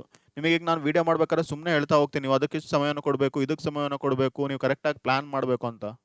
ತುಂಬಾ ಜನರಲ್ ಡಿಸ್ಕಷನ್ ಆಗುತ್ತೆ. ಆದ್ರೆ ಈಗ ಸ್ಪೆಸಿಫಿಕ್ ಆಗಿ ಹೇಳಿದಾಗ ಇದಕ್ಕೆ ಎಷ್ಟು ಸಮಯವನ್ನು ಕೊಡಬೇಕು, ನಿಮ್ಮ ಮನಸ್ಸಿನಲ್ಲಿ ಒಂದು ಕ್ಲಾರಿಟಿ ಬಂದಿರುತ್ತೆ, ನಿಮ್ಗೆ ಗೊತ್ತಿರುತ್ತೆ ಕೂಡ. ಇಲ್ಲ ಅಂತ ಹೇಳಿದ್ರೇನು, ಎಲ್ಲರೂ ಹೇಳ್ತಾ ಇದ್ರೆ ಅದೇ ರೀತಿ ಹೇಳ್ತಾರೆ ಅಂತ ಅನ್ಕೊಳ್ತಾರೆ. ಅದನ್ನ ನೀವು ಬರೆಯುವಾಗ ಅಥವಾ ಯಾವುದೇ ವಿಚಾರಗಳಲ್ಲಿ ನೀವು ಮಾತಾಡ್ಬೇಕಾದ್ರೆ ಯಾವತ್ತಿದ್ರೂ ಕೂಡ ಫ್ಯಾಕ್ಟ್ ಮತ್ತೆ ಡೇಟಾಗಳನ್ನ ಇಟ್ಕೊಂಡು ಮಾತಾಡಿ. ತುಂಬಾ ಜನರಲ್ ಆಗಿ ಯಾರೋ ಏನ್ ಹೇಳ್ತಾರೆ ಅಂತ ಹೇಳಿ ಹೇಳಕ್ ಹೋಗ್ಬೇಡಿ. ನಂತರದ್ದು ಕೋಟ್. ಈ ಕೋಟನ್ನು ಯಾಕೆ ಇಲ್ಲಿ ಹಾಕಿದ್ದೀನಿ ಅಂತ ಹೇಳಿದ್ರೆ, ಸಾಮಾನ್ಯವಾಗಿ ನಿಮ್ಮ ಇಂಟ್ರೊಡಕ್ಷನ್ ಅಥವಾ ನಿಮ್ಮ ಪೀಠಿಕೆ ಏನಿದೆ, ಪೀಠಿಕೆಗಳಲ್ಲಿ ಕೋಟ್ಗಳನ್ನ ಬಳಸ್ತಾರೆ. ಆದ್ರಿಂದ ನಿಮಗೆ ಕೋರ್ಸ್ ಗೊತ್ತಿರೋಂಥ ಟಾಪಿಕ್‌ನ ಆಯ್ಕೆ ಮಾಡಿದ್ರೆ ಒಳ್ಳೇದು. ಹಾಗಂತ ಹೇಳಿ ನೀವು ನನಗೆ ಪೀಠಿಕೆ ಗೊತ್ತಿಲ್ಲ ಅಂತ ಹೇಳಿ ಆ ವಿಚಾರವನ್ನ ಬಿಡ್ಲಿಕ್ಕೆ ಹೋಗ್ಬೇಡಿ. ಅದ್ರ ಬಗ್ಗೆ ಸಂಬಂಧಪಟ್ಟಾಗೆ ನೀವು ಇಂಟ್ರೊಡಕ್ಷನ್‌ನಲ್ಲಿ ಬೇರೆ ಏನಾದ್ರು ಬರೀಲಿಕ್ಕಾಗುತ್ತೆ ಅದನ್ನ ಖಂಡಿತವಾಗ್ಲೂ ಬರಿತಾ ಹೋಗಿ. ನಂತರದ್ದು ಏನಿದು ಮಿಸ್ಲೆನಿಯಸ್ ಅಂತ ಹೇಳಿದ್ರೆ, ನಿಮಗೆ ಒಂದು ಎಸ್ಸೆ ಬರಿಬೇಕಾದ್ರೆ ನಿಮಗೆ ಅದರಲ್ಲಿರುವಂಥ ಅನೇಕ ಸಣ್ಣ ಸಣ್ಣ ವಿಚಾರಗಳು ನಿಮ್ಗೆ ಗೊತ್ತಿರಬೇಕು. ಉದಾಹರಣೆಗೆ ನೀವು ಯಾವುದೋ ಒಂದು ವಿದೇಶಾಂಗ ನೀತಿ ಬಗ್ಗೆ ಬರೀತೀರಾ ಅಥವಾ ವಿಜ್ಞಾನದ ಬಗ್ಗೆ ಇರುವಂಥ ಒಂದು ಪ್ರಬಂಧ ಬರುತ್ತದೆ. ಆಗ ಏನ್ ಮಾಡ್ಬೇಕು ನೀವು ಅಲ್ಲಿ ವಿಜ್ಞಾನಕ್ಕೆ ಸಂಬಂಧಪಟ್ಟಂತಹ ವರ್ಡ್ಸ್‌ಗಳನ್ನ ಯೂಸ್ ಮಾಡ್ಬೇಕು ನೀವು. ಆ ಪದಗಳು ನಿಮ್ಗೆ ಅಲ್ಲಿ ಗೊತ್ತಿಲ್ಲ ಅಂತ ಹೇಳಿದ್ರೆ ಬರೀಲಿಕ್ಕೆ ಕಷ್ಟ ಆಗತ್ತೆ. ಅದಕ್ಕೆ ಗೊತ್ತಿರುವಂತಹ ಸಂಬಂಧಪಟ್ಟಂತಹ ಪದಗಳು ಗೊತ್ತಿರಬೇಕು. ಜೊತೆಗೆ ಅದಕ್ಕೆ ಸಂಬಂಧಪಟ್ಟಂತಹ ಎಕ್ಸ್‌ಪ್ಲನೇಷನ್ ಗೊತ್ತಿರ್ಬೇಕು ನಿಮ್ಗೆ. ಯಾವುದೋ ಒಂದು ಸೈನ್ಸ್ ಫಿನಾಮಿನಾ ಹೇಗಾಗುತ್ತೆ, ಅದ್ ಹಿಂದೆ ಇರುವಂತಹ ವಿಜ್ಞಾನದ ವಿಷಯಗಳೇನು ಅಂಥದ್ದು ಗೊತ್ತಿರಬೇಕು. ಆ ಥರದ ಟಾಪಿಕ್‌ಗಳನ್ನ ನೀವು ಆಯ್ಕೆ ಮಾಡುವಾಗ ಅತ್ಯಂತ ಸೂಕ್ಷ್ಮವಾಗಿ ಆಯ್ಕೆ ಮಾಡಿ. ಈಗ ಇಲ್ಲಿ 5 ಟಾಪಿಕ್‌ಗಳು ಕೊಟ್ಟಿರ್ತಾರೆ. ಆ 5 ಟಾಪಿಕ್‌ಗಳಲ್ಲಿ ನೀವು ಎಕ್ಸಾಮ್ ಹಾಲ್‌ನಲ್ಲೇ ನೀವು ಕೂತ್ಕೊಂಡು ಏನ್ ಮಾಡ್ಬೇಕು ಅಂತ ಹೇಳಿದ್ರೆ, ಆಯ್ಕೆ ಮಾಡೋದಕ್ಕಿಂತ ಮುಂಚೆ ಈ ಥರ ಬರೀರಿ ನೀವು. ನನಗೆ ಅದರದ್ದು ಬೇರೆ ಬೇರೆ ಡೈಮೆನ್ಷನ್‌ಗಳು ಗೊತ್ತಿದ್ಯಾ? ಡೈಮೆನ್ಷನ್‌ಗಳನ್ನ ನಾವು ಗೊತ್ತಿದ್ರೆ ಏನಾಗುತ್ತೆ ಅಂತ ಹೇಳಿದ್ರೆ, ಡೈಮೆನ್ಷನ್‌ಗಳನ್ನ ಬರಿತಾ ಹೋದಾಗೆ ನಮ್ಗೆ ಎಸ್ಸೆಲಿ ಬರೀಲಿಕ್ಕಾಗುತ್ತೆ ನಮ್ಗೆ. ಇಲ್ಲ ಅಂತ ಹೇಳಿದ್ರೆ ನಮ್ಗೆ ಪೇಜಸ್ ಕಂಪ್ಲೀಟ್ ಮಾಡ್ಲಿಕ್ಕಾಗಲ್ಲ. ನೀವು ಎಕ್ಸಾಮ್‌ಗಳಲ್ಲಿ ನೀವು ಬರಿತಾ ಇರ್ಬೇಕಾದ್ರೆ ಇದೇ ಸಮಸ್ಯೆಗಳಾಗ್ತಾ ಇದ್ದದಲ್ಲಿ. ಏನು? ಅದ್ರ ಡೈಮೆನ್ಷನ್ಸ್‌ಗಳು ನಿಮ್ಗೆ ಗೊತ್ತಿರಲ್ಲ. ಒಂದು 10, 15 ಅಂಕಗಳಿಗೆ ಅದನ್ನ ಕೊಟ್ಟಿರ್ತಾರೆ ಪ್ರಶ್ನೆನ. ಒಂದೆರಡು ತುಂಬಾ ಸುಲಭವಾಗಿರುವಂಥ ಪ್ರಶ್ನೆ ಆಗಿರುತ್ತೆ. ಆದ್ರೆ ಅದ್ರ ಡೈಮೆನ್ಷನ್ ಗೊತ್ತಿಲ್ದಾಗ ನಮ್ಗೆ ಪುಟಗಳನ್ನ ತುಂಬಿಸ್ಲಿಕ್ಕೆ ಕಷ್ಟ ಆಗುತ್ತೆ. ನಂತರ ಅದರ ಬಗ್ಗೆ ನನಗೆ ಫ್ಯಾಕ್ಟ್ಸ್‌ಗಳು ಗೊತ್ತಿದ್ಯಾ? ಜೊತೆಗೆ ಅದಕ್ಕೆ ಸಂಬಂಧಪಟ್ಟಾಗೆ ಕೋಟ್ಸ್ ಗೊತ್ತಿದ್ಯಾ? ಜೊತೆಗೆ ಮಿಸ್ಲೇನಿಯಸ್ ಇನ್ನೇನಾದ್ರೂ ಮುಖ್ಯವಾಗಿರುವಂತಹ ವಿಚಾರಗಳು ನನ್ಗೆ ಗೊತ್ತಿರಬೇಕಾ? ಕೊಟ್ಟಿರುವಂತಹ ಪ್ರಬಂಧದಲ್ಲಿ ಮೊದಲನೇ ಪ್ರಬಂಧದ ವಿಷಯವನ್ನ ನೋಡಿ. ಅದ್ರ ಬಗ್ಗೆ ಬರೀರಿ ನಿಮ್ಗೆ. ಡೇಟಾ ಗೊತ್ತಿದ್ಯಾ? ಡೈಮೆನ್ಷನ್ಸ್ ಗೊತ್ತಿದ್ಯಾ? ಕೋಟ್ಸ್ ಗೊತ್ತಿದ್ಯಾ? ಮಿಸ್ಲೇನಿಯಸ್ ಗೊತ್ತಿದ್ಯಾ? ಉದಾಹರಣೆಗೆ ನನಗೆ ಇದರಲ್ಲಿ ಡೈಮೆನ್ಷನ್ಸ್ ಗೊತ್ತಿದೆ ನನಗೆ. ಫ್ಯಾಕ್ಟ್ಸ್‌ಗಳು ನನಗೆ ಗೊತ್ತಿಲ್ಲ. ಕೋಟ್ ಸರಿಯಾಗಿರುವಂಥದ್ದು ಗೊತ್ತಿರಲೂಬಹುದು, ಗೊತ್ತಿಲ್ಲದೆ ಇರ್ಬೋದು. ನನಗೆ ಗೊತ್ತಿಲ್ಲ ಅಂತಂದ್ರೆ ಪ್ರಶ್ನಾರ್ಥಕ ಚಿಹ್ನೆಯನ್ನ ಹಾಕ್ತೀನಿ. ಜೊತೆಗೆ ಇಲ್ಲಿ ಮಿಸ್ಲೇನಿಯಸ್ ಅಲ್ಲಿ ನನಗೇನಾದ್ರು ಗೊತ್ತಿದೆ ಅಂತ ಹೇಳಿದ್ರೆ ಟಿಕ್ ಹಾಕ್ತೀನಿ. ಹಾಗೆ ಎಲ್ಲಾ ವಿಚಾರಗಳಲ್ಲಿ ನೀವು ಇದನ್ನ ಬರಿತಾ ಹೋಗಿ ಕೊಟ್ಟಿರುವಂತಹ 5 ಟಾಪಿಕ್ ಅಲ್ಲಿ. ಉದಾಹರಣೆಗೆ ನನಗೆ 4ನೇ ಟಾಪಿಕ್ ಅಲ್ಲಿ ನನಗೆ ಹೆಚ್ಚು ಕಮ್ಮಿ ಎಲ್ಲ ಗೊತ್ತಿದೆ ಅಂತ ಹೇಳಿದ್ರೆ ಅದನ್ನ ಟಿಕ್ ಹಾಕ್ತೀನಿ ಹಾಗೂ ಆ ಪ್ರಶ್ನೆನ ಆಯ್ಕೆ ಮಾಡ್ತೀನಿ. ಆಗ ನನಗೆ ಪರೀಕ್ಷೆಯಲ್ಲಿ ಉಳಿದಿರುವಂಥ ಸಮಸ್ಯೆಗಳು ಆಗಲ್ಲ. ಹೇಳಿದ್ರೆ ನಾನು ಪೇಜಸ್‌ನ ಯಾವ ರೀತಿ ಕಂಪ್ಲೀಟ್ ಮಾಡಬೇಕು ಅದ್ರಲ್ಲಿ ಸಮಸ್ಯೆ ಆಗಲ್ಲ. ಇಂಟ್ರೊಡಕ್ಷನ್ ನಾನು ಬರೀಲಿಕ್ಕೆ ಕೂತಾಗ ಯೋಚನೆ ಮಾಡ್ಕೊಂಡು ಕೂತ್ಕೊಳ್ಳೋಂಥ ಪ್ರಮೇಯ ಬರಲ್ಲ. ಯಾಕಂತ ನಂಗೆ ಅದ್ರ ಬಗ್ಗೆ ಕೋರ್ಸ್ ಗೊತ್ತಿರುತ್ತೆ. ಮಿಸ್ಲೇನಿಯಸ್ ಯಾವ್ದಾದ್ರು ಪಾಯಿಂಟ್ಸ್‌ಗಳನ್ನ ನಾನು ಇನ್ಕ್ಲೂಡ್ ಮಾಡ್ಬೇಕಂತ ಹೇಳಿದ್ರೆ ಅದ್ರ ಬಗ್ಗೆ ಕೂಡ ನನಗೆ ಯಾವುದೇ ರೀತಿಯಾದಂಥ ಇದನ್ನ ನೀವು ಮೊದಲೇ ಮಾಡಿದಾದ್ರೆ ನಿಮಗೆ ಪರೀಕ್ಷೆಯಲ್ಲಿ ಯಾವುದೇ ಸಮಸ್ಯೆ ಆಗಲ್ಲ. ಉದಾಹರಣೆಗೆ ನಿಮಗೆ ಬರಿತಾ ಕೂತ್ಕೊಳ್ಬೇಕಾದ್ರೆ ಡೈಮೆನ್ಷನ್‌ಗಳ ಬಗ್ಗೆ ಪೇಜಸ್‌ನ ಯಾವ ರೀತಿ ತುಂಬಿಸಬೇಕು ಅನ್ನೋದ್ರ ಬಗ್ಗೆ ನಿಮ್ಗೆ ಯಾವುದೇ ಸಮಸ್ಯೆ ಆಗಲ್ಲ. ಫ್ಯಾಕ್ಟ್ಸ್‌ಗಳನ್ನ ಯಾವ್ದು ಇನ್ಕ್ಲೂಡ್ ಮಾಡ್ಬೇಕಂತ ಯೋಚನೆ ಮಾಡುವಂಥ ಸಂದರ್ಭ ತಪ್ಪುತ್ತೆ. ಕೋಟ್ಸ್ ಅಥವಾ ಪೀಠಿಕೆನ ನೀವು ಯಾವ ರೀತಿ ಬರಿಬೇಕು, ಅಲ್ಲಿ ಏನು ಬರಿಬೇಕು ಅನ್ನೋಂಥದ್ದನ್ನ ಯೋಚನೆ ಮಾಡ್ಲಿಕ್ಕೆ ಅಲ್ಲಿ ಸಮಯ ಇರೋದೂ ಇಲ್ಲ. ನಿಮ್ಗೆ ಯೋಚನೆ ಮಾಡ್ತಾ ಕೂತ್ಕೊಳ್ಳುವಂಥ ಪ್ರಮೇಯನೂ ಬರಲ್ಲ. ಆದ್ರಿಂದ ಇದಿಷ್ಟನ್ನ ಮಾಡಿ ಇದು ಮುಖ್ಯವಾದಂಥ ಭಾಗ. ನೀವಿಲ್ಲಿ ಪ್ರಶ್ನೆನ ಸರಿಯಾಗಿ ಆಯ್ಕೆಯನ್ನ ಮಾಡಿದ್ರೆ ನಿಮ್ಗೆ ಅದರಲ್ಲಿ ಅಂಕಗಳು ಸಿಗುವಂಥ ಸಾಧ್ಯತೆಗಳು ಕೂಡ ತುಂಬಾ ಜಾಸ್ತಿ ಇರುತ್ತೆ. ನಂತರ ಹೇಗೆ ಬರಿಬೇಕು ಎಸ್ಸೆನ? ಮೊದಲನೇದಾಗಿ ಇಂಟ್ರೊಡಕ್ಷನ್ ಅಥವಾ ಪೀಠಿಕೆ. ಇಂಟ್ರೊಡಕ್ಷನ್ ಎಷ್ಟು ಲೈನ್ಸ್ ಅಲ್ಲಿ ಇರಬೇಕು? ಇಂಟ್ರೊಡಕ್ಷನ್ 5 ಅಥವಾ 6 ಲೈನ್ಗಳಲ್ಲಿ ಬರಿತಾ ಹೋಗ್ಬೋದು. ಈಗ ನಿಮ್ಗೆ ಎಲ್ರಿಗೂ ಒಂದು ಪ್ರಶ್ನೆ ಇರುತ್ತೆ, ಇದೇನಪ್ಪ ಸ್ಪೂನ್ ಫೀಡಿಂಗ್ ಮಾಡಿದಾಗ ಎಲ್ಲವನ್ನ ಮಾಡ್ತಾರೆ ಅಂತ. ನೆನಪಿರ್ಲಿ, ನಾನು ಇಲ್ಲಿ ಹೇಳೋವಂಥದ್ದು ನಿಮ್ಗೆ ಯಾವುದು ಕೂಡ ಇದೇ ರೀತಿ ಮಾಡಿ ಅಂತ ಹೇಳ್ತಾ ಇಲ್ಲ. ನಿಮ್ಗೆ ಒಂದು ಬ್ರೀಫ್ ಐಡಿಯಾ ಇರಬೇಕು. ಅನೇಕರಿಗೆ ಏನಾಗುತ್ತೆ ಅಂತ ಹೇಳಿದ್ರೆ ಎಕ್ಸಾಮ್ನ ಹೇಗೆ ಬರಿಬೇಕು ಅನ್ನೋಂಥದ್ದು ಗೊತ್ತಿಲ್ಲ. ಅದು ಒಂದು ಆರ್ಟ್. ಎಕ್ಸಾಮ್ನ ಬರೆಯುವಂಥದ್ದು ನಿಮಗೆ ಒಂದು ಆರ್ಟ್ ಆಗಿರುತ್ತೆ. ಆರ್ಟ್ ಹೇಗಾಗಿರುತ್ತೆ, ನೀವು ಅದಕ್ಕೆ ಸೈಂಟಿಫಿಕ್ ಆಗಿ ನೀವು ಅದನ್ನ ಅಪ್ರೋಚ್ ಮಾಡ್ತಾ ಹೋಗ್ಬೇಕು. ಆಗ ಮಾತ್ರ ನಿಮ್ಗೆ ಅಂಕಗಳು ಸಿಗುತ್ತೆ. ನಿಮ್ಗೆ ಯಾರೋ ಒಬ್ಬ ಟಾಪರ್ ಇದ್ದಾನೆ ಅಂತ ಹೇಳಿದ್ರೆ ಅವನು ಸುಮ್ಮನೆ ಹೋಗಿ ಅಲ್ಲಿ ಬರೆಯಲ್ಲ. ಅವ್ನಿಗೆ ಎಲ್ಲವೂ ಕೂಡ ಗೊತ್ತಿರುತ್ತೆ. ಅವನು ಈ ರೀತಿ ಪ್ಲಾನ್ ಮಾಡಿರ್ತಾನೆ. ಇದು ನಿಮ್ಗೆ ಯಾವ ರೀತಿ ಅಪ್ರೋಚ್ ಮಾಡಬೇಕು ಅಂತ ಹೇಳೋದಕ್ಕೋಸ್ಕರ ಮಾತ್ರ ಈ ವಿಡಿಯೋಗಳು. ನೀವು ಇದರಲ್ಲಿ ಏನ್ ಬೇಕಾದ್ರೂ ಬದಲಾವಣೆಗಳನ್ನ ಮಾಡಿ. ಇದೇ ರೀತಿ ಬರಿಬೇಕು ಅಂತ ಇಲ್ಲ. ನಿಮ್ಗೆ ಅದ್ರ ಬಗ್ಗೆ ಯಾವುದೇ ಒಂದು ವಿಷಯದ ಬಗ್ಗೆ ನಿಮ್ಗೆ ಪರಿಪೂರ್ಣ ಅರಿವಿದ್ದಾಗ ಮಾತ್ರ ಅದನ್ನ ವ್ಯಕ್ತಪಡಿಸ್ಲಿಕ್ಕಾಗತ್ತೆ ಅಥವಾ ಅದನ್ನ ಬರೀಲಿಕ್ಕಾಗತ್ತೆ. ಅದಿಲ್ಲ ಅಂತ ಹೇಳಿ ನಿಮ್ಗೆ ಬರೀಲಿಕ್ಕೆ ಕಷ್ಟ ಆಗುತ್ತೆ. ಅನೇಕರಿಗೆ ಇದು ಯಾವ ರೀತಿ ಅಪ್ರೋಚ್ ಮಾಡ್ಬೇಕಂತ ಗೊತ್ತಿರಲ್ಲ. ಅಂಥವ್ರಿಗೆ ಮಾತ್ರ ಈ ವಿಡಿಯೋಗಳು ತುಂಬಾ ಸಹಾಯ ಆಗುತ್ತೆ ಅಂತ ಅನ್ಕೊಂಡಿದ್ದೀನಿ. ನಂತರ ನೋಡಿ, ನಿಮ್ಗೆ ಎಸ್ಸೆಲ್ ಕೊಟ್ಟಿದ್ದಾನೆ 600 ವರ್ಡ್ಸ್ ಅಂತ ಕೊಟ್ಟಿದ್ದಾನೆ. ಈ 600 ವರ್ಡ್ಸ್ ನಿಮ್ಗೆ ಹೇಗೆ ಗೊತ್ತಾಗುತ್ತೆ? ಏನಿಲ್ಲ, ನೀವು ಬುಕ್ಕನ್ನ ತಗೊಳ್ಳಿ, ಅದನ್ನ ಯಾವುದೋ ಒಂದು ಪೇಜಲ್ಲಿ ಸುಮ್ಮನೆ ಯಾವುದೋ ಒಂದು ವಿಚಾರದ ಬಗ್ಗೆ ಬರಿತಾ ಹೋಗಿ. ಉದಾಹರಣೆಗೆ ನಮ್ಮ ಯೂಟ್ಯೂಬ್ ಚಾನಲ್ ಬಗ್ಗೆನೇ ಬರೀರಿ, ನಿಮ್ಗೆ ಏನು ಅನ್ಸುತ್ತೆ ಅನ್ನೋಂಥದ್ದು. ಇಲ್ಲಿ ಬರಿತಾ ಹೋದಾಗೆ ನಿಮ್ಗೆ ಅನೇಕ ವಿಚಾರಗಳು ನಿಮ್ಗೆ ಅರಿವಾಗುತ್ತೆ. ಒಂದು, ನೀವೆಷ್ಟು ಸ್ಪೇಸನ್ನ ಕೊಡ್ತೀರಾ ಬರಿಬೇಕಾದ್ರೆ, ಒಂದು ಪೇಜಲ್ಲಿ ನೀವು ಎಷ್ಟು ಲೈನ್ಸನ್ನ ಬರೀತೀರಾ ಇದು ನಿಮ್ಗೆ ಅರಿವಾಗುತ್ತೆ. ಜೊತೆಗೆ ನಿಮ್ಮ ಸ್ಪೇಸಿಂಗ್ ಮೇಲೆ ಒಂದು ಲೈನಲ್ಲಿ ಎಷ್ಟು ವರ್ಡ್ಸನ್ನ ಯೂಸ್ ಮಾಡ್ತೀರಾ ಅನ್ನೋಂಥದ್ದು ಗೊತ್ತಾಗುತ್ತೆ. ಸಾಮಾನ್ಯವಾಗಿ ಇಲ್ಲಿ ನೋಡಿ, average 10 to 15 words per line ಹೇಳಿದ್ರೆ, ಈಗ 600 ಪದಗಳಾಗಬೇಕು ಅಂತ ಹೇಳಿದ್ರೆ 10 ಪದಗಳು ಒಂದು ಲೈನಲ್ಲಿ ಇದ್ರೆ ನೀವು ಎಷ್ಟು ಲೈನನ್ನು ಬರಿಬೇಕು? 60 ಲೈನ್ನ ಬರೆದ್ರೆ ನಿಮಗೆ 600 ಪದಗಳಾಗುತ್ತೆ. ಅದಕ್ಕೆ ತಕ್ಕ ಹಾಗೆ ನೀವು ಒಂದು ಪೇಜನ್ನು ಬರೆದ್ರೆ ನಿಮಗೆ ಇದ್ರ ಬಗ್ಗೆ ಸಂಪೂರ್ಣ ಮಾಹಿತಿ ಸಿಗುತ್ತೆ. ಅದಕ್ಕೆ ತಕ್ಕ ಹಾಗೆ ನೀವು ಬರಿಬೇಕು. ಅಥವಾ ನೀವು ಬರಿಬೇಕಾದ್ರೆ ಲೈನ್ ಮಧ್ಯೆ ತುಂಬ ಗ್ಯಾಪ್ಗಳನ್ನ ಕೊಡ್ತೀರಿ, ಪದಗಳ ಬಗ್ಗೆ ತುಂಬ ಗ್ಯಾಪ್ನ ಕೊಡ್ತೀರಾ ಅಂತ ಹೇಳಿದ್ರೆ, ಇಲ್ಲಿ ನೋಡಿ, ಈ ಏನಿದೆ ನಿಮ್ಗೆ ಇಲ್ಲಿ 5 to 6 ಲೈನ್ಸ್ ಇಂಟ್ರೊಡಕ್ಷನ್ ಬರೀತಿರಲ್ವಾ, ಈ ಲೈನ್ ಜಾಸ್ತಿ ಆಗ್ತಾ ಹೋಗುತ್ತೆ. ಏನು ಹೇಳಿದೆ ನಾನು, ಎಸ್ಸೆಗೆ ಟೋಟಲ್ 5 to 6 ಪೇಜಸ್ ಅಂತ, ಇದು ಜಾಸ್ತಿ ಆಗ್ತಾ ಹೋಗುತ್ತೆ. ಅಥವಾ ನೀವು ತುಂಬಾ ಸಣ್ಣಗೆ ಬರಿತೀರಾ ಅಂತ ಹೇಳಿದ್ರೆ ಇದು ಕಮ್ಮಿ ಆಗ್ತಾ ಹೋಗುತ್ತೆ. ನೀವೊಂದು ಅವರೇಜ್ ಆಗಿ ಇದನ್ನ ಡಿಸೈನ್ ಮಾಡಬೇಕಾಗತ್ತೆ. ನಂತರ ಬಾಡಿ ಅಥವಾ ನಿಮ್ಮ ಪ್ರಬಂಧದ ಮುಖ್ಯ ಭಾಗ, ಬಾಡಿಗೆ ಎಷ್ಟು ಲೈನ್ಗಳನ್ನ ಕೊಡಬೇಕು? ಬಾಡಿಗೆ 49 ಲೈನ್ ಹಾಕಿದ್ದೇನೆ. ನಂತರ ಕನ್ಕ್ಲೂಷನ್, ಕೊನೆಯದಾಗಿ ನೀವು ಬರೀತಿರಲ್ವಾ ಉಪಸಂಹಾರ, ಅದಕ್ಕೆ 4 ರಿಂದ 5 ಲೈನ್ಗಳು. ಈಗ ಅವರೇಜ್ ಹೇಳಿದ್ದೀನಿ ಆಲ್ರೆಡಿ, 10 ರಿಂದ 15 ಪದಗಳು ಒಂದು ಲೈನಲ್ಲಿ ಬರೀತೀರಾ. ಹೀಗೆ ಬರಿತಾ ಹೋದರೆ 600 ಪದಗಳಲ್ಲಿ ನೀವು ಎಸ್ಸೆನ ಬರೀಬೇಕು. ನೀವು ಒಂದು ಲೈನಲ್ಲಿ 10 ಪದಗಳನ್ನ ಬರೀತೀರಾ ಅಂತ ಹೇಳಿದ್ರೆ ಒಟ್ಟು 60 ಲೈನ್ನ ಬರೀತೀರಾ. 60 ಲೈನ್ ಹೇಳಿದ್ರೆ ಒಂದು ಪೇಜಿಗೆ ನಾನು ಇಲ್ಲಿ ಏನು ತೊಗೊಂಡಿದ್ದೀನಿ ಅಂತ ಹೇಳಿದ್ರೆ, ಒಂದು ಪೇಜಲ್ಲಿ ನಾನು ಬರೆಯುವಂಥದ್ದು 10 ಲೈನ್ಸ್. ಆಗ ಏನಾಗುತ್ತೆ, ಒಟ್ಟು 6 ಪೇಜ್ಗಳಲ್ಲಿ ಎಸ್ಸೆ ಕಂಪ್ಲೀಟ್ ಆಗ್ತಾ ಹೋಗುತ್ತೆ. ನೀವು ಮೊದಲನೇ ಬಾರಿಗೆ ನೀವು ಎಸ್ಸೆನ ಎಕ್ಸಾಮಲ್ಲಿ ಹಾಲಲ್ಲಿ ಹೋಗಿ ಬರೀತೀರಾ ಅಂತ ಹೇಳಿದ್ರೆ ತುಂಬ ಜನ ಈ ತಪ್ಪುಗಳನ್ನ ಮಾಡ್ತಾರೆ, ಮಾಡೋಕ್ಕೆ ಹೋಗಬೇಡಿ. ಆಗ ಏನಾಗುತ್ತೆ, ನಿಮ್ಗೆ ಇದೆಲ್ಲ ಗೊತ್ತೇ ಆಗಲ್ಲ. ಅಲ್ಲಿ 4 ಪೇಜಲ್ಲಿ ಎಸ್ಸೆ ಮುಗಿಯುತ್ತೆ ಅಥವಾ 8 ಪೇಜ್ಗಳಲ್ಲಿ ಹೋಗುತ್ತೆ. ಏನೋ ಗೊತ್ತಿದಂತ ಬರಿತಾ ಹೋಗ್ತೀರಾ. ನಿಮಗೆ ಯಾವಾಗ ಈ ಥರ ಬರೀಬೇಕು ಅನ್ನೋಂಥದ್ದು ಇದ್ರ ಬಗ್ಗೆ ಸಂಪೂರ್ಣವಾದ ಪರಿಕಲ್ಪನೆ ಇರುತ್ತೆ, ಆಗ ನಿಮ್ಗೆ ಅದು ಸರಿಯಾದ ರೀತಿಯಲ್ಲಿ ಬರೀಲಿಕ್ಕಾಗುತ್ತೆ. ಇದು ನಿಮ್ಗೆ ಇಲ್ಲಿ ಕೊಟ್ಟಾಗೇನೆ ಬರಿಬೇಕು ಅಂತ ಏನೂ ಇಲ್ಲ. ಇದನ್ನ ಇಟ್ಕೊಂಡು ನೀವು ನಿಮ್ಮದೇ ಆದಂಥ ಒಂದು ಬ್ಲೂ ಪ್ರಿಂಟನ್ನು ತಯಾರು ಮಾಡ್ಕೊಳ್ಳಿ, ಅದಕ್ಕೆ ತಕ್ಕನಾಗೆ ಬರಿತಾ ಹೋಗಿ. ಈಗ ಎಸ್ಸೆ ಹೇಳಿದ್ರೆ ಹೇಗೆ ಬರಿಬೇಕು, ಏನು ಬರಿಬೇಕು, ಅದನ್ನ ಯಾವುದ್ರ ಮೇಲೆ ಡಿಪೆಂಡ್ ಆಗಿರುತ್ತೆ ಅನ್ನೋಂಥದ್ದು ಅನೇಕರಿಗೆ ಗೊತ್ತಿರಲ್ಲ. ನಿಮಗೆ ಇಲ್ಲಿ ನಾನೊಂದು ಟಾಪಿಕ್ನ ಕೊಡ್ತಾ ಇದ್ದೀನಿ. ಇದು UPSC ಇಂದ ತಗೊಂಡಿರೋವಂಥದ್ದು. UPSC ಎಕ್ಸಾಮ್ ಇದು ನೋಟಿಫಿಕೇಶನ್ ಏನಿರುತ್ತೆ ಅದರಲ್ಲಿ ಎಸ್ಸೆ ಪೇಪರ್ನ ಯಾವ ರೀತಿ ಬರಿಬೇಕು ಅಂತಿದೆ. ಅನೇಕರಿಗೆ ಸಂಶಯ ಇರುತ್ತೆ, ನಾನು ಎಸ್ಸೆ ಪೇಪರ್ನ ಬರೆಯುವಾಗ ಯಾವ ರೀತಿ ಬರಿಬೇಕು, ಯಾವುದ್ರ ಮೇಲೆ ಅಂಕಗಳನ್ನ ನೀಡ್ತಾರೆ, ಯಾವ ಪ್ಯಾರಾಮೀಟರ್ಸ್ಗಳನ್ನ ತಗೋತಾರೆ ಅಂತ. ಇದಕ್ಕೆ ನಾನು ನಿಮಗೆ ಉದಾಹರಣೆಯಾಗಿ ತಗೊಳ್ತಾ ಇರೋವಂಥದ್ದು UPSC ಎಸ್ಸೆ ಪೇಪರ್ ಯಾವ ರೀತಿ ಇರಬೇಕು ಅಂತ. ನಿಮ್ಗೆ ಅನಿಸ್ಬೋದು ನಾನು ಯಾಕೆ UPSC ತಗೊಂಡಿದ್ದೀನಿ, ನಾವು ಬರಿತಾ ಇರೋವಂಥದ್ದು PSI ಎಕ್ಸಾಮ್ ಅಂತ. ನೋಡಿ, ಎಸ್ಸೆ ಅನ್ನೋಂಥದ್ದು ನನ್ನ ಪ್ರಕಾರ ನೀವು ಯಾವುದೇ ಎಕ್ಸಾಮ್ ತಗೊಳ್ಳಿ, ಕ್ರೈಟೀರಿಯಾಗಳು ಒಂದೇ ರೀತಿ ಇರುತ್ತೆ. ಅದು ಹೇಗೆ ಅಂತೇಳಿ ನಿಮಗೆ UPSC ನೋಟಿಫಿಕೇಶನ್ ನೋಡಿದಾಗ ಗೊತ್ತಾಗುತ್ತೆ. Candidates may be required to write essays on multiple topics. ಅಲ್ಲಿ ಮಲ್ಟಿಪಲ್ ಟಾಪಿಕ್ ಮೇಲೆ ಬರೀಬೇಕಾಗುತ್ತೆ. ನಿಮಗೆ PSI ಎಕ್ಸಾಮಲ್ಲಿ ಒಂದು ಟಾಪಿಕ್ ಮೇಲೆ ಬರೀಬೇಕು.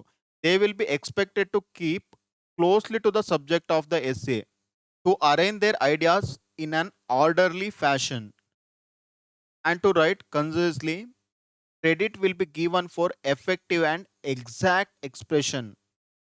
ನೋಡಿ ಏನೇನಿದೆ ಇಲ್ಲಿ, ಕೀಪ್ ಕ್ಲೋಸ್ಲಿ ಹೇಳಿದ್ರೆ ಏನು ಟಾಪಿಕ್ ಕೊಟ್ಟಿರ್ತಾರೆ ಅದಕ್ಕೆ ತುಂಬ ಸಮೀಪದಲ್ಲಿರೋ ಥರ ಬರಿಬೇಕು. ಉದಾಹರಣೆಗೆ ಮಹಿಳಾ ಸಬಲೀಕರಣ ಹಾಗೂ ಅಂತರ್ಜಾಲ ಅಂತ ಕೊಟ್ಟಾಗ ಇವೇನು ಬರಿಬೇಕು, ಮಹಿಳಾ ಸಬಲೀಕರಣ ಅಂತರ್ಜಾಲವನ್ನು ಬಳಸಿ ಯಾವ ರೀತಿ ಆಗ್ತಾ ಇದೆ ಅಥವಾ ಅವೆರಡರ ಮಧ್ಯೆ ಇರುವಂತಹ ಸಂಬಂಧಗಳೇನು, ಅದರ ಇಂಪ್ಯಾಕ್ಟ್ಸ್ಗಳೇನು, ಅದರ ಇಶ್ಯೂಸ್ಗಳೇನು ಅಂಥೇಳಿ ಬರಿತಾ ಹೋಗಬೇಕು. ಮಹಿಳಾ ಸಬಲೀಕರಣ ನನಗೆ ಗೊತ್ತಿದೆ ಅಂಥೇಳಿ ಅದಕ್ಕೆ ಸಂಬಂಧಪಟ್ಟ ಇತರ ವಿಚಾರಗಳ ಬಗ್ಗೆ ನೀವು ಜಾಸ್ತಿ ಫೋಕಸ್ ಮಾಡ್ಲಿಕ್ಕೆ ಹೋಗ್ಬಾರ್ದು. ಅದು ಕ್ಲೋಸ್ಲಿ ಅನ್ನೋಂಥದ್ದು. ಅದ್ರ ಬಗ್ಗೆ ನಿಮಗೆ ಕೋವಿಡ್ ಟಾಪಿಕ್ನ ತಗೊಂಡಾಗ ಕೂಡ ನಿಮಗೆ ಎಕ್ಸ್ಪ್ಲನೇಷನ್ ಕೊಟ್ಟಿದ್ದೇನೆ.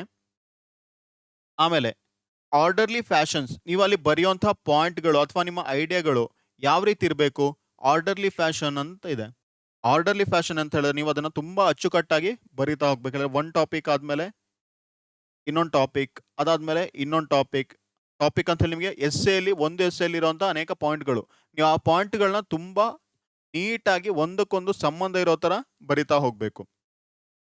ಜೊತೆಗೆ ಆದಷ್ಟು ಚಿಕ್ಕದಾಗಿ ಹಾಗೂ ಚೊಕ್ಕದಾಗಿ ಬರಿತಾ ಹೋಗಬೇಕು. ತುಂಬ ಒಂದು ಪ್ಯಾರಾಗ್ರಾಫ್‌ನಲ್ಲಿ ತುಂಬಾನೇ ಏನೇನೋ ಕಥೆಗಳನ್ನ ಬರಿತಾ ಹೋಗಬೇಡಿ.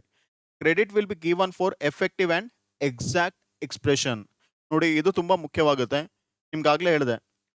ಬರೆಯೋದನ್ನ ಚಿಕ್ಕದಾಗಿ, ಚೊಕ್ಕದಾಗಿರಬೇಕು ಅಂತ. ಎಫೆಕ್ಟಿವ್ ಹೇಳಿದ್ರೆ ತುಂಬಾ ಪರಿಣಾಮಕಾರಿಯಾಗಿರ್ಬೇಕು ನೀವಲ್ಲಿ ಏನು ಬರೀತೀರಾ ಅನ್ನೋಂಥದ್ದು. ನೀವು ಬರೆದಿರೋಂಥದ್ದು ಇನ್ನೊಬ್ಬ ಎಕ್ಸಾಮಿನರ್ ಅವ್ರಿಗೆ ತುಂಬಾ ಮನಸ್ಸಿಗೆ ಮುಟ್ಟೋ ತರ ಇರಬೇಕು. ಜೊತೆಗೆ ಏನಿರಬೇಕು, ಎಕ್ಸಾಕ್ಟ್ ಆಗಿರಬೇಕು ನೀವು ಬರೆಯುವಂಥದ್ದು. ಇಲ್ಲಿ ಇನ್ನೊಂದು ಆರ್ಡರ್ಲಿ ಫ್ಯಾಷನ್ ಅಂತ ಹೇಳಿ ಬಂದಾಗ ಏನು ಬರುತ್ತೆ ಅಂತ ಹೇಳಿ ನಿಮಗೆ ಪ್ಯಾರಾಗ್ರಾಫ್ಗಳನ್ನ ನೀವು ಬರಿತಾ ಹೋಗ್ತೀರಾ. ಉದಾಹರಣೆಗೆ ಇದು ನಿಮ್ಮ ಎಸ್ಸೆದ ಆನ್ಸರ್ ಶೀಟ್. ಇಲ್ಲಿ ಬರೆಯುವಾಗ ಒಂದು ಪ್ಯಾರಾಗ್ರಾಫನ್ನು ಇಲ್ಲಿ ಬರೆಯೋಕೆ ಶುರು ಮಾಡಿರ್ತೀರಾ. ಇನ್ನೊಂದು ಪ್ಯಾರಾಗ್ರಾಫನ್ನ ಬರೀಲಿಕ್ಕೆ ಹೋದಾಗ ಇಲ್ಲಿಂದ ಇಲ್ಲಿಗೆ ಬರುವಾಗ ನಿಮಗೆ ಅದರಲ್ಲಿ ಒಂದು ಲಿಂಕ್ ತರ ಇರಬೇಕು. ಫಸ್ಟ್ ಪ್ಯಾರಾಗ್ರಾಫಲ್ಲಿ ಏನೋ ಒಂದು ವಿಚಾರವನ್ನು ಬರೀತೀರಾ, ಸೆಕೆಂಡ್ ಪ್ಯಾರಾಗ್ರಾಫಲ್ಲಿ ಇನ್ನೊಂದು ಸಂಬಂಧನೇ ಇಲ್ದಿರೋಂತಹ ವಿಚಾರ ಬರೆಯೋದಲ್ಲ. ಆದಷ್ಟು ಇದೆರಡನ್ನು ಲಿಂಕ್ ಮಾಡೋದಕ್ಕೆ ಪ್ರಯತ್ನ ಪಡಿ ಅಂತ ಹೇಳಿದ್ರೆ ಕಂಟಿನ್ಯೂಟಿ ಇರಬೇಕು. ನಿಮಗೆ ಉದಾಹರಣೆಗೆ ಕ್ಲಾಸ್ಗಳಲ್ಲಿ ಒಂದು ಕ್ಲಾಸ್ ಆದಮೇಲೆ ಇನ್ನೊಂದು ಕ್ಲಾಸ್ಗೆ ಯಾವುದೋ ಸಂಬಂಧನೇ ಇಲ್ದಿರೋಂಥ ಟಾಪಿಕ್ಗಳು ಬಂದರೆ ಆಗೇನಾಗುತ್ತೆ, ನಿಮಗೂ ಏನು ಅಂತ ಗೊತ್ತಾಗಲ್ಲ. ಅದೇ ರೀತಿ ಎಕ್ಸಾಮಲ್ಲಿ ಕೂಡ ಹಾಗೆ ಎಕ್ಸಾಮಿನರ್ಗೆ ನೀವು ಬರೆಯೋಂಥದ್ದು ಒಂದಕ್ಕೊಂದು ಸಂಬಂಧ ಇರಬೇಕು. ತುಂಬ ಸ್ಮೂತಾಗಿ ಟಾಪಿಕ್ ಚೇಂಜ್ ಆಗೋ ಥರ ಇರಬೇಕು. ಪೇಜಸ್ ಎಷ್ಟಿರಬೇಕು ಅಂತ ಹೇಳಿದೆ, 5 ಅಥವಾ 6 ಪೇಜಸ್ಗಳಲ್ಲಿ ಬರಿಬೋದು ಅಂತ ಹೇಳಿದ್ದೀನಿ. ಈಗ ಇಲ್ಲಿ ನೋಡಿ, ಇಲ್ಲಿ 6 ಪೇಜಸ್ಗಳಿದೆ. ಈ ಥರ 6 ಪೇಜಸ್ಸಲ್ಲಿ ಬರೆಯುವಾಗ ಸಾಮಾನ್ಯವಾಗಿ ಹೇಗೆ ಬರೆಯೋದು ಅಂತ ಹೇಳಿದ್ರೆ, ಒಂದು ಪೇಜಿನಲ್ಲಿ 2 ಪ್ಯಾರಾಗ್ರಾಫ್ಗಳನ್ನ ಬರಿಬೋದು ಅಥವಾ 3. ತುಂಬ ಜಾಸ್ತಿನೂ ಮಾಡೋಕೆ ಹೋಗಬೇಡಿ. ಒಂದೇ ಪೇಜ್ನಲ್ಲಿ ಒಂದು ಪ್ಯಾರಾಗ್ರಾಫ್ ಕಂಟಿನ್ಯೂಸ್ ಆಗಿ ಬರಿತಾ ಹೋಗಬೇಡಿ. ಆಗ ಅದನ್ನು ಎಕ್ಸಾಮ್ನಲ್ಲಿ ಅದನ್ನು ನೋಡೋಂಥ ಎಕ್ಸಾಮಿನರ್ ಕೂಡ ಕಷ್ಟ ಆಗುತ್ತೆ. ನಂತರ ಡೈಮೆನ್ಷನ್ಸ್ ಅಂತ ಹೇಳಿದ್ದೀನಿ. ಈ ಡೈಮೆನ್ಷನ್ ಹೇಳಿದ್ರೇನು, ಇಲ್ಲಿ ನೋಡಿ ಟೆಂಪೋರಲ್ ಅಂತ ಇದೆ. ಟೆಂಪೋರಲ್ ಹೇಳಿದ್ರೆ ಪಾಸ್ಟ್, ಪ್ರೆಸೆಂಟ್ ಮತ್ತು ಫ್ಯೂಚರ್. ಉದಾಹರಣೆಗೆ ಭಾರತದ ಕೃಷಿ ವ್ಯವಸ್ಥೆ ಅಥವಾ ಅಗ್ರಿಕಲ್ಚರ್ ಅಂತ ಬಂದಾಗ ಇದು ನಿಮ್ಮ ಎಸ್ಸೆ ಟಾಪಿಕ್ ಅಂತ ಇದ್ರೆ ಇದರ ಟೆಂಪೋರಲ್ ಡೈಮೆನ್ಷನ್ಸ್ ಏನಾಯಿತು, ಏನಿದೆಲ್ಲ ಇದೆಲ್ಲ ಡೈಮೆನ್ಷನ್ಸ್ಗಳು. ಇದರ ಟೆಂಪೋರಲ್ ಡೈಮೆನ್ಷನ್ಸ್ ಏನಾಯಿತು, ಪಾಸ್ಟ್ ಹೇಳಿದ್ರೆ ಹಿಂದೆ ಭೂತಕಾಲದಲ್ಲಿ ಕೃಷಿ ಹೇಗಿತ್ತು ಅದನ್ನು ಬರಿಬೇಕು, ಪ್ರೆಸೆಂಟ್ ಈಗ ಹೇಗಿದೆ, ಹಾಗೂ ಫ್ಯೂಚರ್ ಇನ್ನು ಮುಂದೆ ಭಾರತದ ಕೃಷಿ ವ್ಯವಸ್ಥೆ ಹೇಗಾಗಬೇಕು ಅದನ್ನು ನೀವು ಬರಿಬೇಕಾಗತ್ತೆ. ನಂತರ ಸೆಕ್ಟೋರಲ್ ಹೇಳಿದ್ರೇನು, ಇಲ್ಲಿದೆ ನೋಡಿ, media, science, business, sports, religion, politics, administration. ಉದಾಹರಣೆಗೆ ಭಾರತದ ಬಗ್ಗೆ ಬರೀರಿ ಅಂತ ಕೊಟ್ಟರೆ ಜನರಲ್ ಟಾಪಿಕ್ ಆಯಿತು. ಭಾರತದ ಬಗ್ಗೆ ನೀವು ಏನೇನು ಬರಿಬೋದು, ಭಾರತದ ಮಾಧ್ಯಮಗಳ ಬಗ್ಗೆ ಬರಿಬೋದು, ಸೈನ್ಸ್ ಆ್ಯಂಡ್ ಟೆಕ್ ವಿಜ್ಞಾನ ಮತ್ತು ತಂತ್ರಜ್ಞಾನದ ಬಗ್ಗೆ ಬರಿಬೋದು, ಬಿಸ್ನೆಸ್ ಬಗ್ಗೆ ಬರಿಬೋದು, ಸ್ಪೋರ್ಟ್ಸ್ ಬಗ್ಗೆ ಬರಿಬೋದು, ಇಲ್ಲಿನ ರಿಲಿಜನ್ಸ್ಗಳ ಬಗ್ಗೆ ಬರಿಬೋದು, ಇಲ್ಲಿನ ಅಡ್ಮಿನಿಸ್ಟ್ರೇಷನ್ ಅಥವಾ ಆಡಳಿತಾತ್ಮಕ ವ್ಯವಸ್ಥೆ ಬಗ್ಗೆ ಬರಿಬೋದು. ನಂತರ ವಾಕ್ಸ್ ಆಫ್ ಲೈಫ್ ಹೇಳಿದ್ರೆ ಇಂಡಿವಿಜುವಲ್ ಆಗಲಿ, ಒಬ್ಬ ವ್ಯಕ್ತಿ ಬಗ್ಗೆ ಆಗಿರ್ಬೋದು, ಅವನ ಕುಟುಂಬದ ಬಗ್ಗೆ ಆಗಿರ್ಬೋದು, ಅಥವಾ ಅವನ ಕೆಲಸ ಮಾಡೋವಂಥ ಅವನ ಸ್ಥಳ ಹೇಗಿದೆ ಅದ್ರ ಬಗ್ಗೆ ಆಗಿರ್ಬೋದು, ಸಮಾಜದ ಬಗ್ಗೆ ಆಗಿರ್ಬೋದು, ಕಮ್ಯುನಿಟಿ ಬಗ್ಗೆ ಆಗಿರ್ಬೋದು, ದೇಶದ ಬಗ್ಗೆ ಆಗಿರ್ಬೋದು, ಅಥವಾ ಗ್ಲೋಬಲ್ ಅಂತಾರಾಷ್ಟ್ರೀಯ ಮಟ್ಟದ ಬಗ್ಗೆ ಆಗಿರ್ಬೋದು. ಇದು ಯಾವುದ್ರ ಬಗ್ಗೆ ಬರುತ್ತೆ, ಉದಾಹರಣೆಗೆ ಎಥಿಕ್ಸ್ ಅನ್ನೋಂಥ ಟಾಪಿಕ್ ತಗೊಳ್ಳಿ, ಅಥವಾ ನೈತಿಕತೆ. ಇಂಥ ವಿಚಾರಗಳು ಬಂದಾಗ, ನೈತಿಕತೆ ನಮ್ಮಲ್ಲಿ ಕುಸಿತಾ ಇದೆ ಅಂತ ಟಾಪಿಕ್ ಬಂದಾಗ ನೀವು ಯಾವುದ್ರ ಬಗ್ಗೆ ಬರಿಬೋದು, ನೈತಿಕತೆ, ಒಬ್ಬ ವ್ಯಕ್ತಿ ಅವನಲ್ಲಿ ನೈತಿಕತೆ ಯಾವ ರೀತಿ ಕುಸಿತಾ ಇದೆ ಅಥವಾ ಏನು ಬದಲಾವಣೆಗಳಾಗ್ತಾ ಇದೆ, ಅಥವಾ ಕುಟುಂಬದಲ್ಲಿ ಏನಾಗುತ್ತಾ ಇದೆ, ನಾವು ಕೆಲ್ಸಕ್ಕೆ ಹೋದಾಗ ಅಲ್ಲೇನೇನು ಕಾಂಪ್ರಮೈಸ್ ಮಾಡ್ತಾ ಇದ್ದೀವಿ, ಅಲ್ಲಿ ಯಾವ ಕಾರಣದಿಂದ ನೈತಿಕತೆ ಕುಸಿತಾ ಇದೆ. ನಂತರ ಸಮಾಜದಲ್ಲಿ ಏನಾಗ್ತಾ ಇದೆ, ಕಮ್ಯುನಿಟಿಯಲ್ಲಿ ಏನಾಗ್ತಾ ಇದೆ, ದೇಶಗಳ ಮಟ್ಟದಲ್ಲಿ ಏನಾಗ್ತಾ ಇದೆ, ಅಂತಾರಾಷ್ಟ್ರೀಯ ಮಟ್ಟಗಳಲ್ಲಿ ಏನಾಗ್ತಾ ಇದೆ. ನೋಡಿ, ಸಣ್ಣ ಟಾಪಿಕ್, ಆದರೆ ದೇಶಗಳು ಕೂಡ ಈ ಡಿಪ್ಲೊಮಸಿ ಅನ್ನೋಂಥ ವಿಷಯ ಬಂದಾಗ ನೈತಿಕತೆಯಲ್ಲಿ ಅನೇಕ ಬದಲಾವಣೆಗಳಾಗ್ತಾ ಇದೆ. ಉದಾಹರಣೆಗೆ ಯಾವುದೋ ಒಂದು ಅಗ್ರಿಮೆಂಟ್ಗಳಿರ್ತವೆ, ಆ ಅಗ್ರಿಮೆಂಟ್ಗಳನ್ನ ಮುರಿತಾ ಹೋಗ್ತವೆ.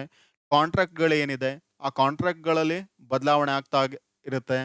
ಉದಾಹರಣೆಗೆ ಶ್ರೀಲಂಕಾ ಜೊತೆ ನಾವೊಂದು ಬಂದರಿನಲ್ಲಿ ಅದನ್ನ ನಿರ್ಮಾಣ ಮಾಡೋದ್ರ ಬಗ್ಗೆ ಒಪ್ಪಂದವನ್ನ ಮಾಡ್ಕೊಂಡಿದ್ದೆವು. ಆದರೆ ಶ್ರೀಲಂಕಾ ಅದನ್ನ ಕೊನೆಯ ಸಂದರ್ಭದಲ್ಲಿ ಅಲ್ಲೊಂದಷ್ಟು ವಿಚಾರಗಳ ಬಗ್ಗೆ ಮನಸ್ತಾಪಗಳನ್ನ ಬಂದು ಇದಾಗಲ್ಲ ಅನ್ನೋಂಥ ಮಟ್ಟಕ್ಕೆ ಬಂದಿತ್ತು. ಇಂಥ ಅನೇಕ ವಿಚಾರಗಳನ್ನ ನೀವು ಬರಿತಾ ಹೋಗ್ಬೋದು. ನಂತರ ಪ್ರಾಬ್ಲಮ್ ಆ್ಯಂಡ್ ಸೊಲ್ಯೂಷನ್ಸ್. ಇಲ್ಲೇನು ಬರುತ್ತೆ, concept, historical evaluation plus status, benefits, problem ಮತ್ತು ಸೊಲ್ಯೂಷನ್.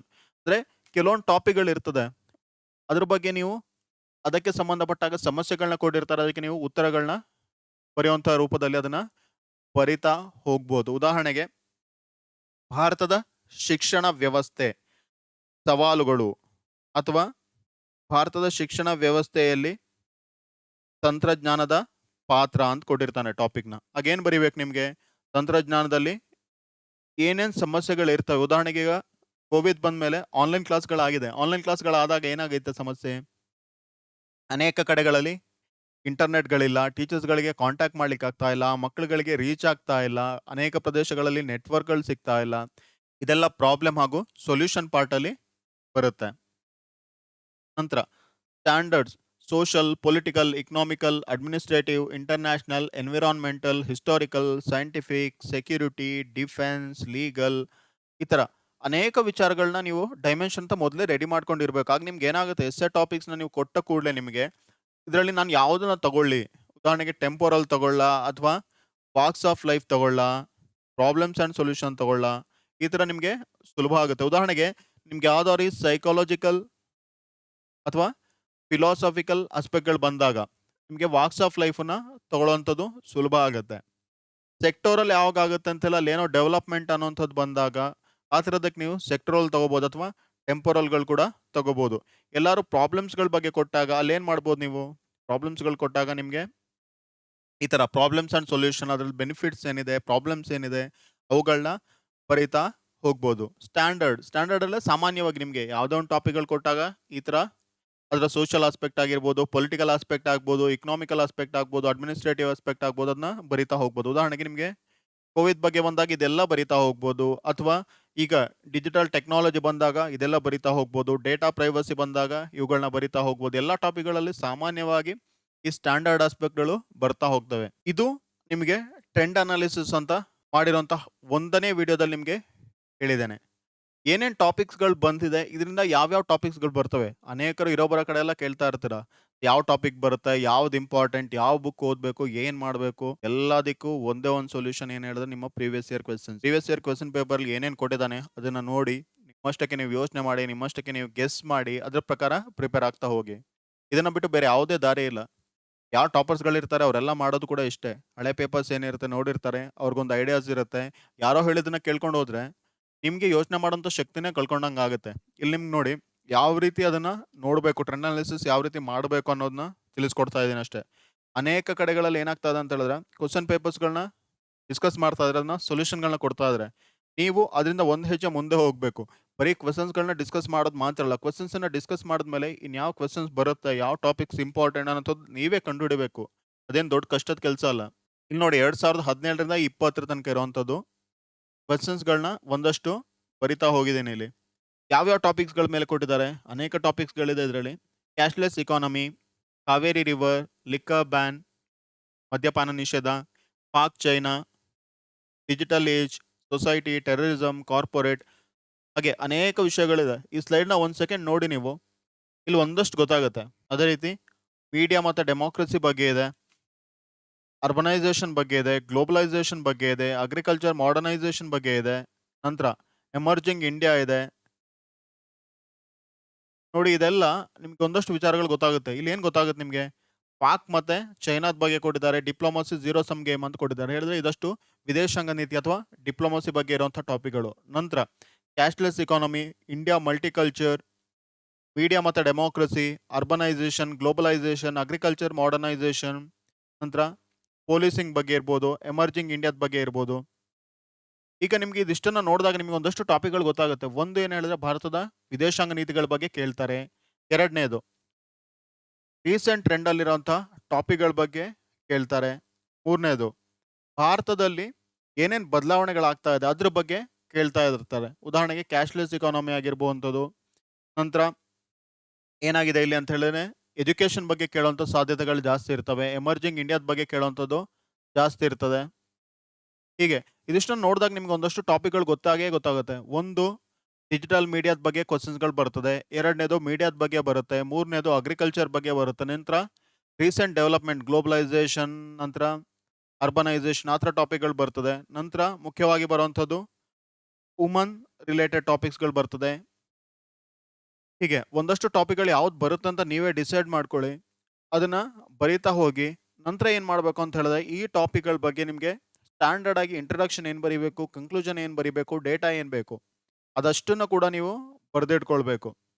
ಅದು ಬರ್ದಾಗ ನಿಮ್ಗೆ ಏನಾಗುತ್ತೆ ಅಂತ ಹೇಳಿದ್ರೆ, ಎಕ್ಸಾಮ್ ಹಾಲಲ್ಲಿ ಕೂತ್ಕೊಂಡು ನೀವು ಯೋಚನೆ ಮಾಡೋಂಥದ್ದು ತಪ್ಪುತ್ತೆ. ಉದಾಹರಣೆಗೆ ವುಮನ್ ಬಗ್ಗೆ ಏನೇ ಟಾಪಿಕ್‌ಗಳು ಬಂದಿರಲಿ, ಉದಾಹರಣೆಗೆ ಏನೇನು ಬರುತ್ತೆ, ವುಮನ್ಸ್ ಡೆವಲಪ್‌ಮೆಂಟಲ್ಲಿ ಏನೇನಾಗಿದೆ, ವುಮನ್ಸ್‌ಗಳು ದೇಶದ ಡೆವಲಪ್‌ಮೆಂಟ್‌ಗೆ ಏನೇನು ಕೊಡ್ತಾ ಇದ್ದಾರೆ, ಹಾಗೂ ಮಹಿಳಾ ಅಭಿವೃದ್ಧಿ ಹಾಗೂ ಅಂತರ್ಜಾಲದ ಬಗ್ಗೆ ಪ್ರಶ್ನೆಗಳು ಬರ್ತದೆ.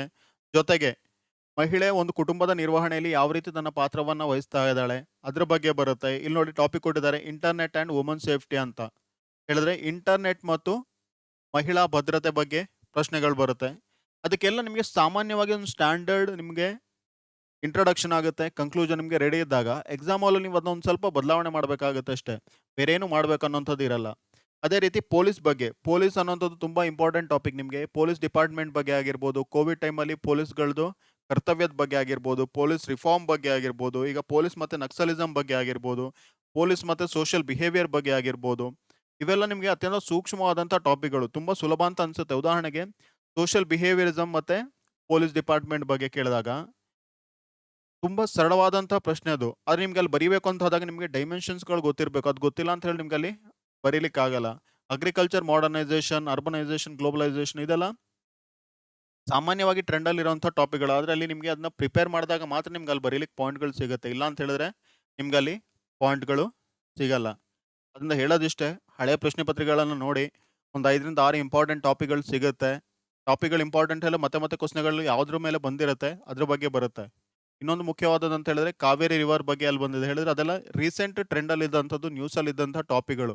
ಆ ಟಾಪಿಕ್‌ಗಳ ಬಗ್ಗೆ ಪ್ರಿಪೇರ್ ಆಗಿ, ನೀವೊಂದು 5 ಟಾಪಿಕಲ್ಲಿ ನೀವು ಪ್ರಿಪೇರ್ ಆಗಿರೋಂಥದ್ದು ಖಂಡಿತವಾಗಿ ನೀವು ಕರೆಕ್ಟಾಗಿ ಪ್ರಿಪೇರ್ ಆದ್ರಿ ಅಂತ ಹೇಳಿದ್ರೆ, ಈ ರೀತಿ ಅನಾಲಿಸಿಸ್ ಮಾಡಿಕೊಂಡು ಕನಿಷ್ಠ ಪಕ್ಷ ನಿಮ್ಗೊಂದು 3 ಪ್ರಶ್ನೆಗಳಾದ್ರು ನಿಮ್ಗೆ ಗೊತ್ತಿರುವಂಥದ್ದು ಬರುತ್ತೆ. ಅದ್ರಲ್ಲಿ ನೀವು ಆಯ್ಕೆ ಮಾಡಿ ಬರಿಬೇಕಾದಂಥದ್ದು ಕೇವಲ 2 ಪ್ರಶ್ನೆಗಳು ಮಾತ್ರ. ಇದಿಷ್ಟನ್ನ ಕರೆಕ್ಟಾಗಿ ಪ್ರಿಪೇರ್ ಆಗಿ ಅಲ್ಲಿ ಇಲ್ಲಿ ಹೋಗಿ ಅದು ಎಲ್ಲಿ, ಇದೆಲ್ಲಿದೆ, ಇಂಪಾರ್ಟೆಂಟ್ ಯಾವ್ದಿದೆ ಅನ್ನೋದ್ರ ಬಗ್ಗೆ ಜಾಸ್ತಿ ತಲೆ ಕೆಡಿಸ್ಕೊಳಕ್ಕೆ ಹೋಗ್ಬೇಡಿ.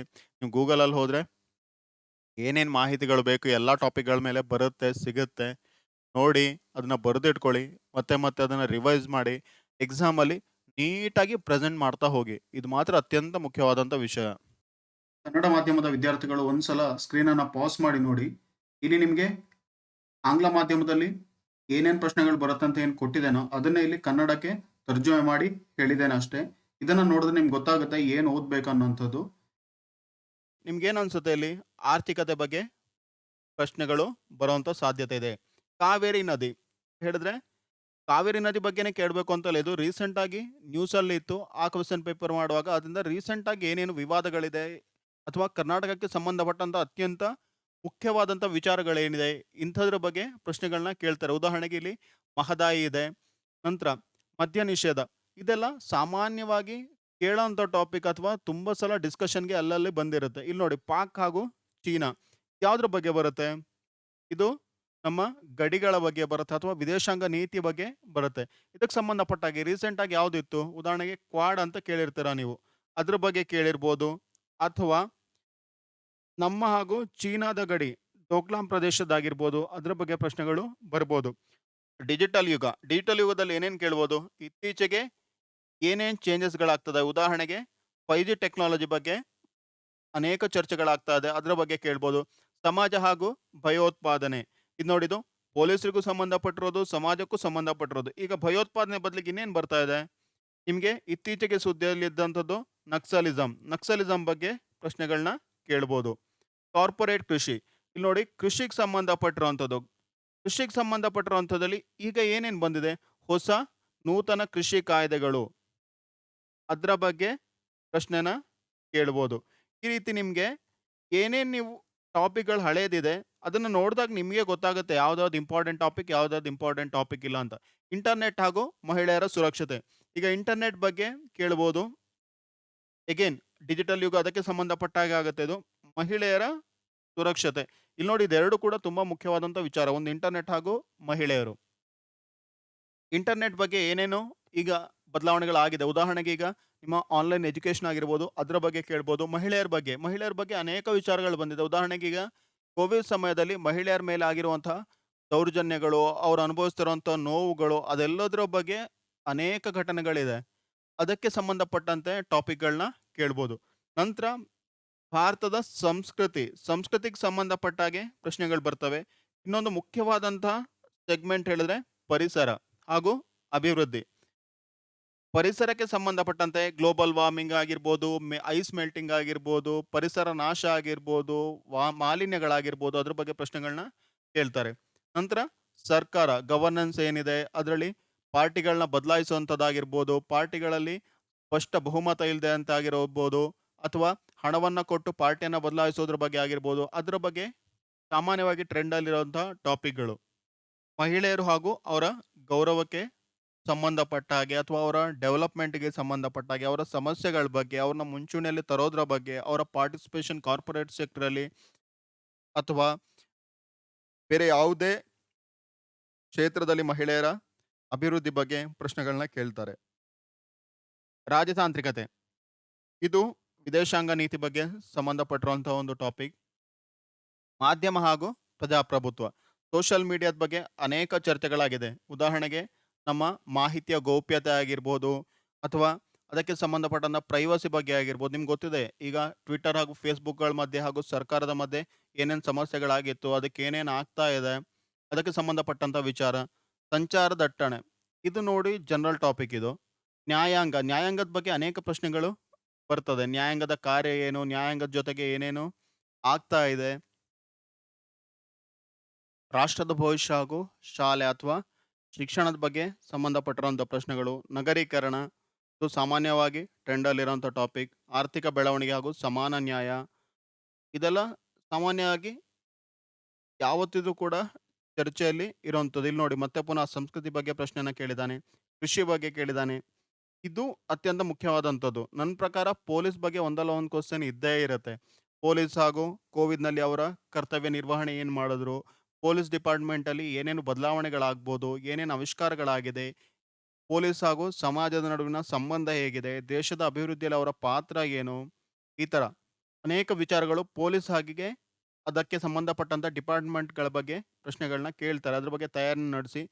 ಉದಯೋನ್ಮುಖ ಭಾರತ ಅಗೇನ್ ನಮ್ಮ ದೇಶದ ಡೆವಲಪ್ಮೆಂಟ್‌ಗೆ ಸಂಬಂಧಪಟ್ಟಿರುವಂಥ ಪ್ರಶ್ನೆ. ಸಾಮಾಜಿಕ ಮಾಧ್ಯಮ ಸೋಷಿಯಲ್ ಮೀಡಿಯಾ ಅಂತ ಏನು ನೀವು ಕರಿತೀರಿ ಅದರ ಬಗ್ಗೆ. ಇಲ್ಲಿ ನೋಡಿ, ಮತ್ತೆ ಪುನಃ ಶಿಕ್ಷಣ, ಪುನಃ ಪ್ರಜಾಪ್ರಭುತ್ವ, ಪುನಃ ನ್ಯಾಯಾಂಗ. ಇದನ್ನೆಲ್ಲ ನೋಡಿದಾಗ ನಿಮಗೆ ಗೊತ್ತಾಗುತ್ತೆ ಏನೇನು ಪ್ರಶ್ನೆಗಳು ಮತ್ತೆ ಮತ್ತೆ ಕೇಳ್ತಾರೆ ಅಂತ. ಸುಮ್ಮನೆ ಅಲ್ಲೋಗಿ ಇಲ್ಲೋಗಿ ಏನೇನು ಟಾಪಿಕ್ ಬರುತ್ತೆ ಅಂತ ಕೇಳೋದು, ಯಾವುದೋ ಒಂದು ಬುಕ್‌ನ ತಗೊಂಡು ಪ್ರಿಪೇರ್ ಆಗೋದಕ್ಕಿಂತ ಮುಂಚೆ ಇದಿಷ್ಟನ್ನ ಮಾಡಿ. ಅದರ ನಂತರ ನೀವು ಅದಕ್ಕೆ ಏನೇನು ಬೇಕು ಪೂರಕ ಮಾಹಿತಿಯನ್ನ ನೀವು ಸಂಗ್ರಹಿಸಿದ್ರೆ, ಆಮೇಲೆ ಯಾವುದೇ ಬುಕ್ಕನ್ನು ನೋಡ್ಬೋದು, ಯಾರ ಹತ್ರನೂ ಕೇಳ್ಬೋದು, ಏನು ಬೇಕಾದ್ರೂ ಮಾಡ್ಬೋದು. ಆಗ ನಿಮಗೆ ಒಂದಷ್ಟು ಐಡಿಯಾಸ್ ನಿಮ್ಮ ತಲೆಯಲ್ಲಿರುತ್ತೆ. ನಾನು ಹೇಳೋದಿಷ್ಟೇ, ಈ ವಿಡಿಯೋನ ಕೇಳಿ ಅಥವಾ ಏನೇ ಮಾಡಿ ಸ್ವಂತವಾಗಿ ನೀವು ಯೋಚಿಸಿ.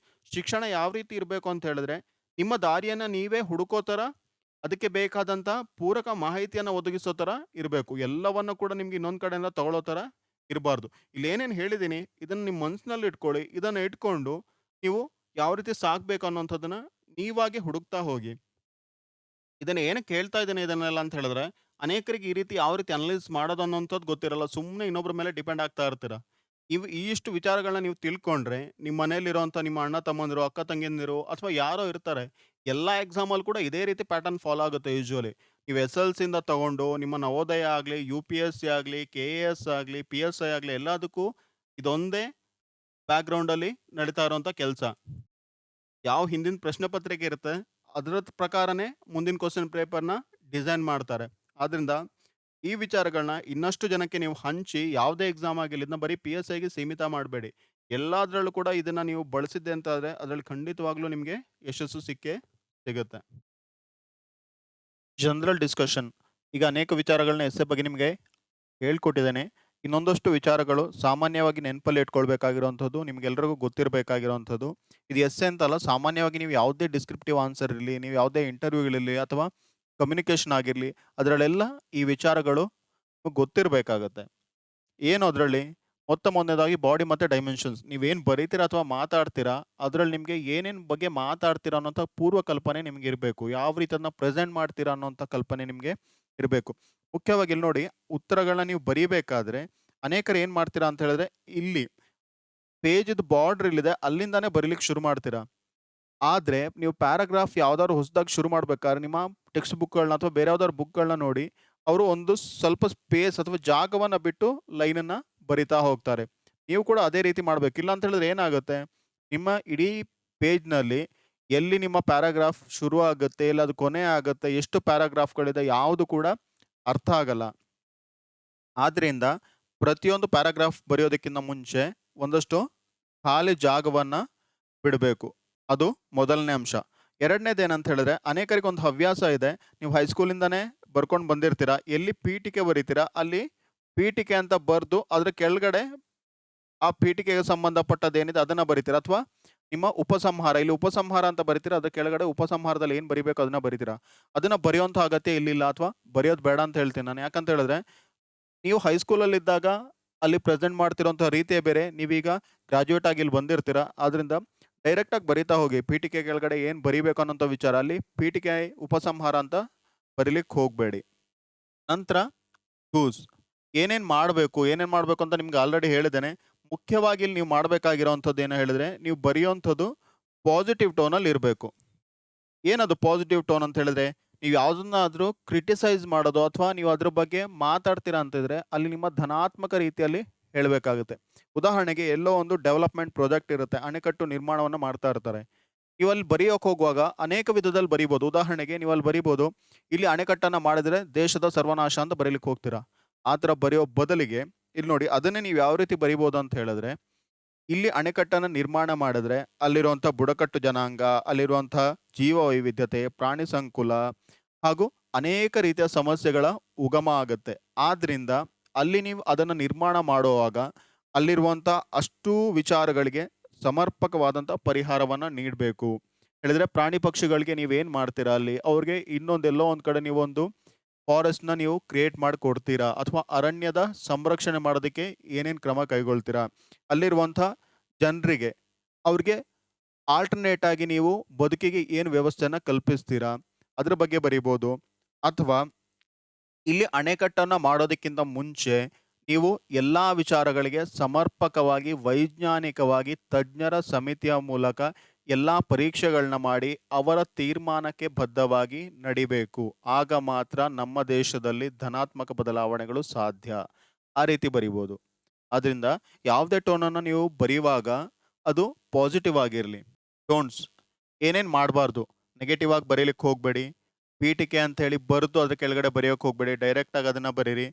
ಜೊತೆಗೆ ಇನ್ನೇನೇನು ಮಾಡ್ಬೇಕು ನೀವು, ಇಲ್ಲಿ ನೋಡಿ, ಪ್ಯಾರಾ ಪರ್ ಪೇಜ್, ಒಂದು ಪೇಜಲ್ಲಿ ಎಷ್ಟು ಪ್ಯಾರಾಗ್ರಾಫ್ ಇರಬೇಕು. ನನ್ನ ಪ್ರಕಾರ ನೀವು 2 ಅಥವಾ ಮ್ಯಾಕ್ಸಿಮಮ್ ಹೇಳಿದ್ರೆ 3 ಪ್ಯಾರಾಗ್ರಾಫನ್ನು ಬರಿಬೋದು. ಅದಕ್ಕಿಂತ ಕಮ್ಮಿ ಅಥವಾ ಜಾಸ್ತಿ ಮಾಡಿದ್ರೆ ಏನಾಗುತ್ತೆ ಅಂದರೆ ಓದೋರ್ಗೂ ಕೂಡ ಒಂಥರ ಹಿಂಸೆ ಆದಂಗೆ ಆಗುತ್ತೆ. ನಿಮ್ಗೆ ಇಡೀ ಒಂದು ಪೇಜಲ್ಲಿ ಒಂದು ಪ್ಯಾರಾಗ್ರಾಫ್ ಮಾತ್ರ ಇದೆ ಅಂತ ಆದರೆ ಓದೋರ್ಗೂ ಏನು ನೋಡ್ಬೇಕಾದ್ರಲ್ಲಿ ಏನು ನೋಡಬಾರ್ದು ಅಂತ ಬೇಗ ಬೇಗ ನೋಡಲಿಕ್ಕೆ ಆಗಲ್ಲ. ಆದ್ದರಿಂದ 2ರಿಂದ 3 ಐಡಿಯಲ್ ಕೇಸ್ ಅಂತ ನನ್ಗನ್ಸುತ್ತೆ.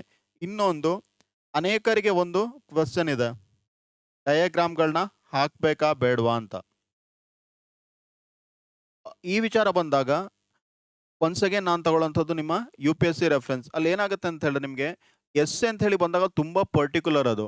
ಆನ್ಸರ್ ರೈಟಿಂಗ್ ಅಲ್ಲಿ ಬಂದಾಗ ನಿಮಗೆ ಜನರಲ್ ಆನ್ಸರ್ ರೈಟಿಂಗ್ ಬೇರೆ, ಎಸ್ಸೆ ಬೇರೆ. ಜನರಲ್ ಆನ್ಸರ್ ರೈಟಿಂಗಲ್ಲಿ ಡಯಾಗ್ರಾಮ್ಗಳನ್ನ ಬಳಸ್ಬೋದು.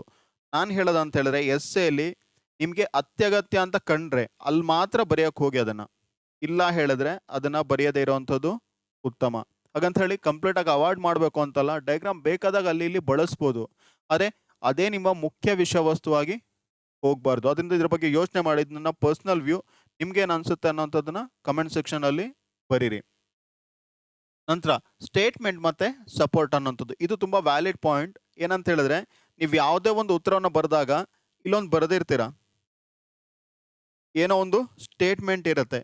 ಉದಾಹರಣೆಗೆ, ಭಾರತದ ಕೃಷಿ ಇತ್ತೀಚಿನ ದಿನಗಳಲ್ಲಿ ಅತ್ಯಂತ ಪ್ರಗತಿಯನ್ನು ಹೊಂದುತ್ತಿದೆ ಅಂತ. ಅದು ಬರೆದಾಗ ಅದು ಜನರಲ್ ಸ್ಟೇಟ್ಮೆಂಟ್ ಆಯಿತು. ನೀವು ಅದನ್ನು ಏನು ಮಾಡಬೇಕು ಅಂತ ಹೇಳಿದ್ರೆ ಸಪೋರ್ಟ್ ಮಾಡಿ ಆ ಪ್ಯಾರಾಗ್ರಾಫಲ್ಲಿ ಬರಿಬೇಕು. ಆಗ ಮಾತ್ರ ನಿಮಗೆ ಇನ್ನಷ್ಟು ವ್ಯಾಲ್ಯೂ ಸಿಕ್ದಂಗೆ ಆಗುತ್ತೆ ಆ ಉತ್ತರಗಳಿಗೆ. ಏನಂತ ಹೇಳಿದ್ರೆ, ಈ ಕೃಷಿ ಯಾಕೆ ಈ ರೀತಿ ಪ್ರಗತಿ ಆಗಿದೆ ಅಥವಾ ಡೆವಲಪ್ಮೆಂಟಲ್ಲಿದೆ ಅನ್ನೋಂಥದ್ದನ್ನು ಇಲ್ಲಿ ಬರೀಬೇಕು.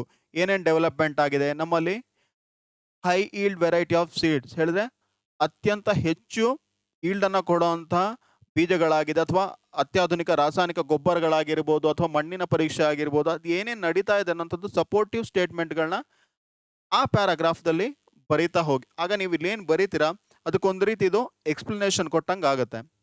ಕೀವರ್ಡ್ಸ್ ಅಂತ ಹೇಳಿದ್ರೇನು? ಯಾವುದೋ ಒಂದು ಎಸ್ಸೆ ಟಾಪಿಕ್ನ ತಗೊಂಡ್ರೆ ಅದಕ್ಕೆ ಸಂಬಂಧಪಟ್ಟಂಥ ಪದಗಳನ್ನ ಮಾತ್ರ ನೀವು ಅಲ್ಲಿ ಬಳಸಬೇಕು. ಉದಾಹರಣೆಗೆ ರಕ್ಷಣಾ ವ್ಯವಸ್ಥೆ ಅನ್ನೋಂಥ ಒಂದು ಟಾಪಿಕ್ ಬರುತ್ತೆ. ಅದರಲ್ಲಿ ಏನೇನು ಬರಿಬೇಕು ನೀವು?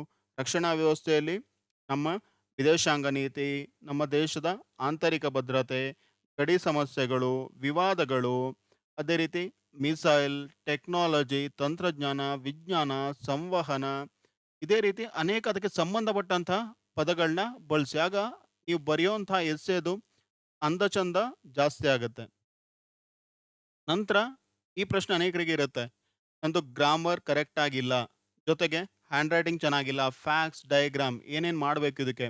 ಗ್ರಾಮರ್ ಎಲ್ಲ ಉತ್ತರಗಳಲ್ಲೂ ಟ್ರಾನ್ಸ್ಲೇಷನ್ ಆಗಲಿ, ಎಸ್ಸೆ ಆಗಲಿ, ಪ್ರಿಸೇಸ್ ಆಗಲಿ 100% ಕರೆಕ್ಟಾಗಿ ಇರಬೇಕು. ಇದು ಇಲ್ಲ ಅಂತ ಹೇಳಿದ್ರೆ ಏನು ಮಾಡೋದು? ಏನೂ ಮಾಡಲಿಕ್ಕಾಗಲ್ಲ. ಆದಷ್ಟು ಅದಕ್ಕೆ ಸಮೀಪ ಇರೋ ಥರ ಅದು ಇರಬೇಕು. ಎಸ್ಪೆಷಲಿ ನಿಮ್ಮ ಸ್ಪೆಲ್ಲಿಂಗ್ ಆಗಲಿ, ವಾಕ್ಯ ರಚನೆ ಆಗಲಿ, ಇದರಲ್ಲಿ ಆದಷ್ಟು ತಪ್ಪುಗಳನ್ನ ಕಮ್ಮಿ ಮಾಡ್ತಾ ಹೋಗಿ. ಕನ್ನಡ ಆಗಲಿ ಅಥವಾ ಆಂಗ್ಲ ಭಾಷೆ ಆಗಲಿ. ಹ್ಯಾಂಡ್ ರೈಟಿಂಗ್ ತುಂಬ ಚೆನ್ನಾಗಿರಬೇಕು ಅಂತ ಏನಿಲ್ಲ. ನೀವೇನು ಉತ್ತರ ಬರೀತೀರೋ ಅದನ್ನು ನೋಡೋರಿಗೆ, ಓದೋರಿಗೆ ಓದೋಕ್ಕಾಗೋ ಥರ ಇರಬೇಕು.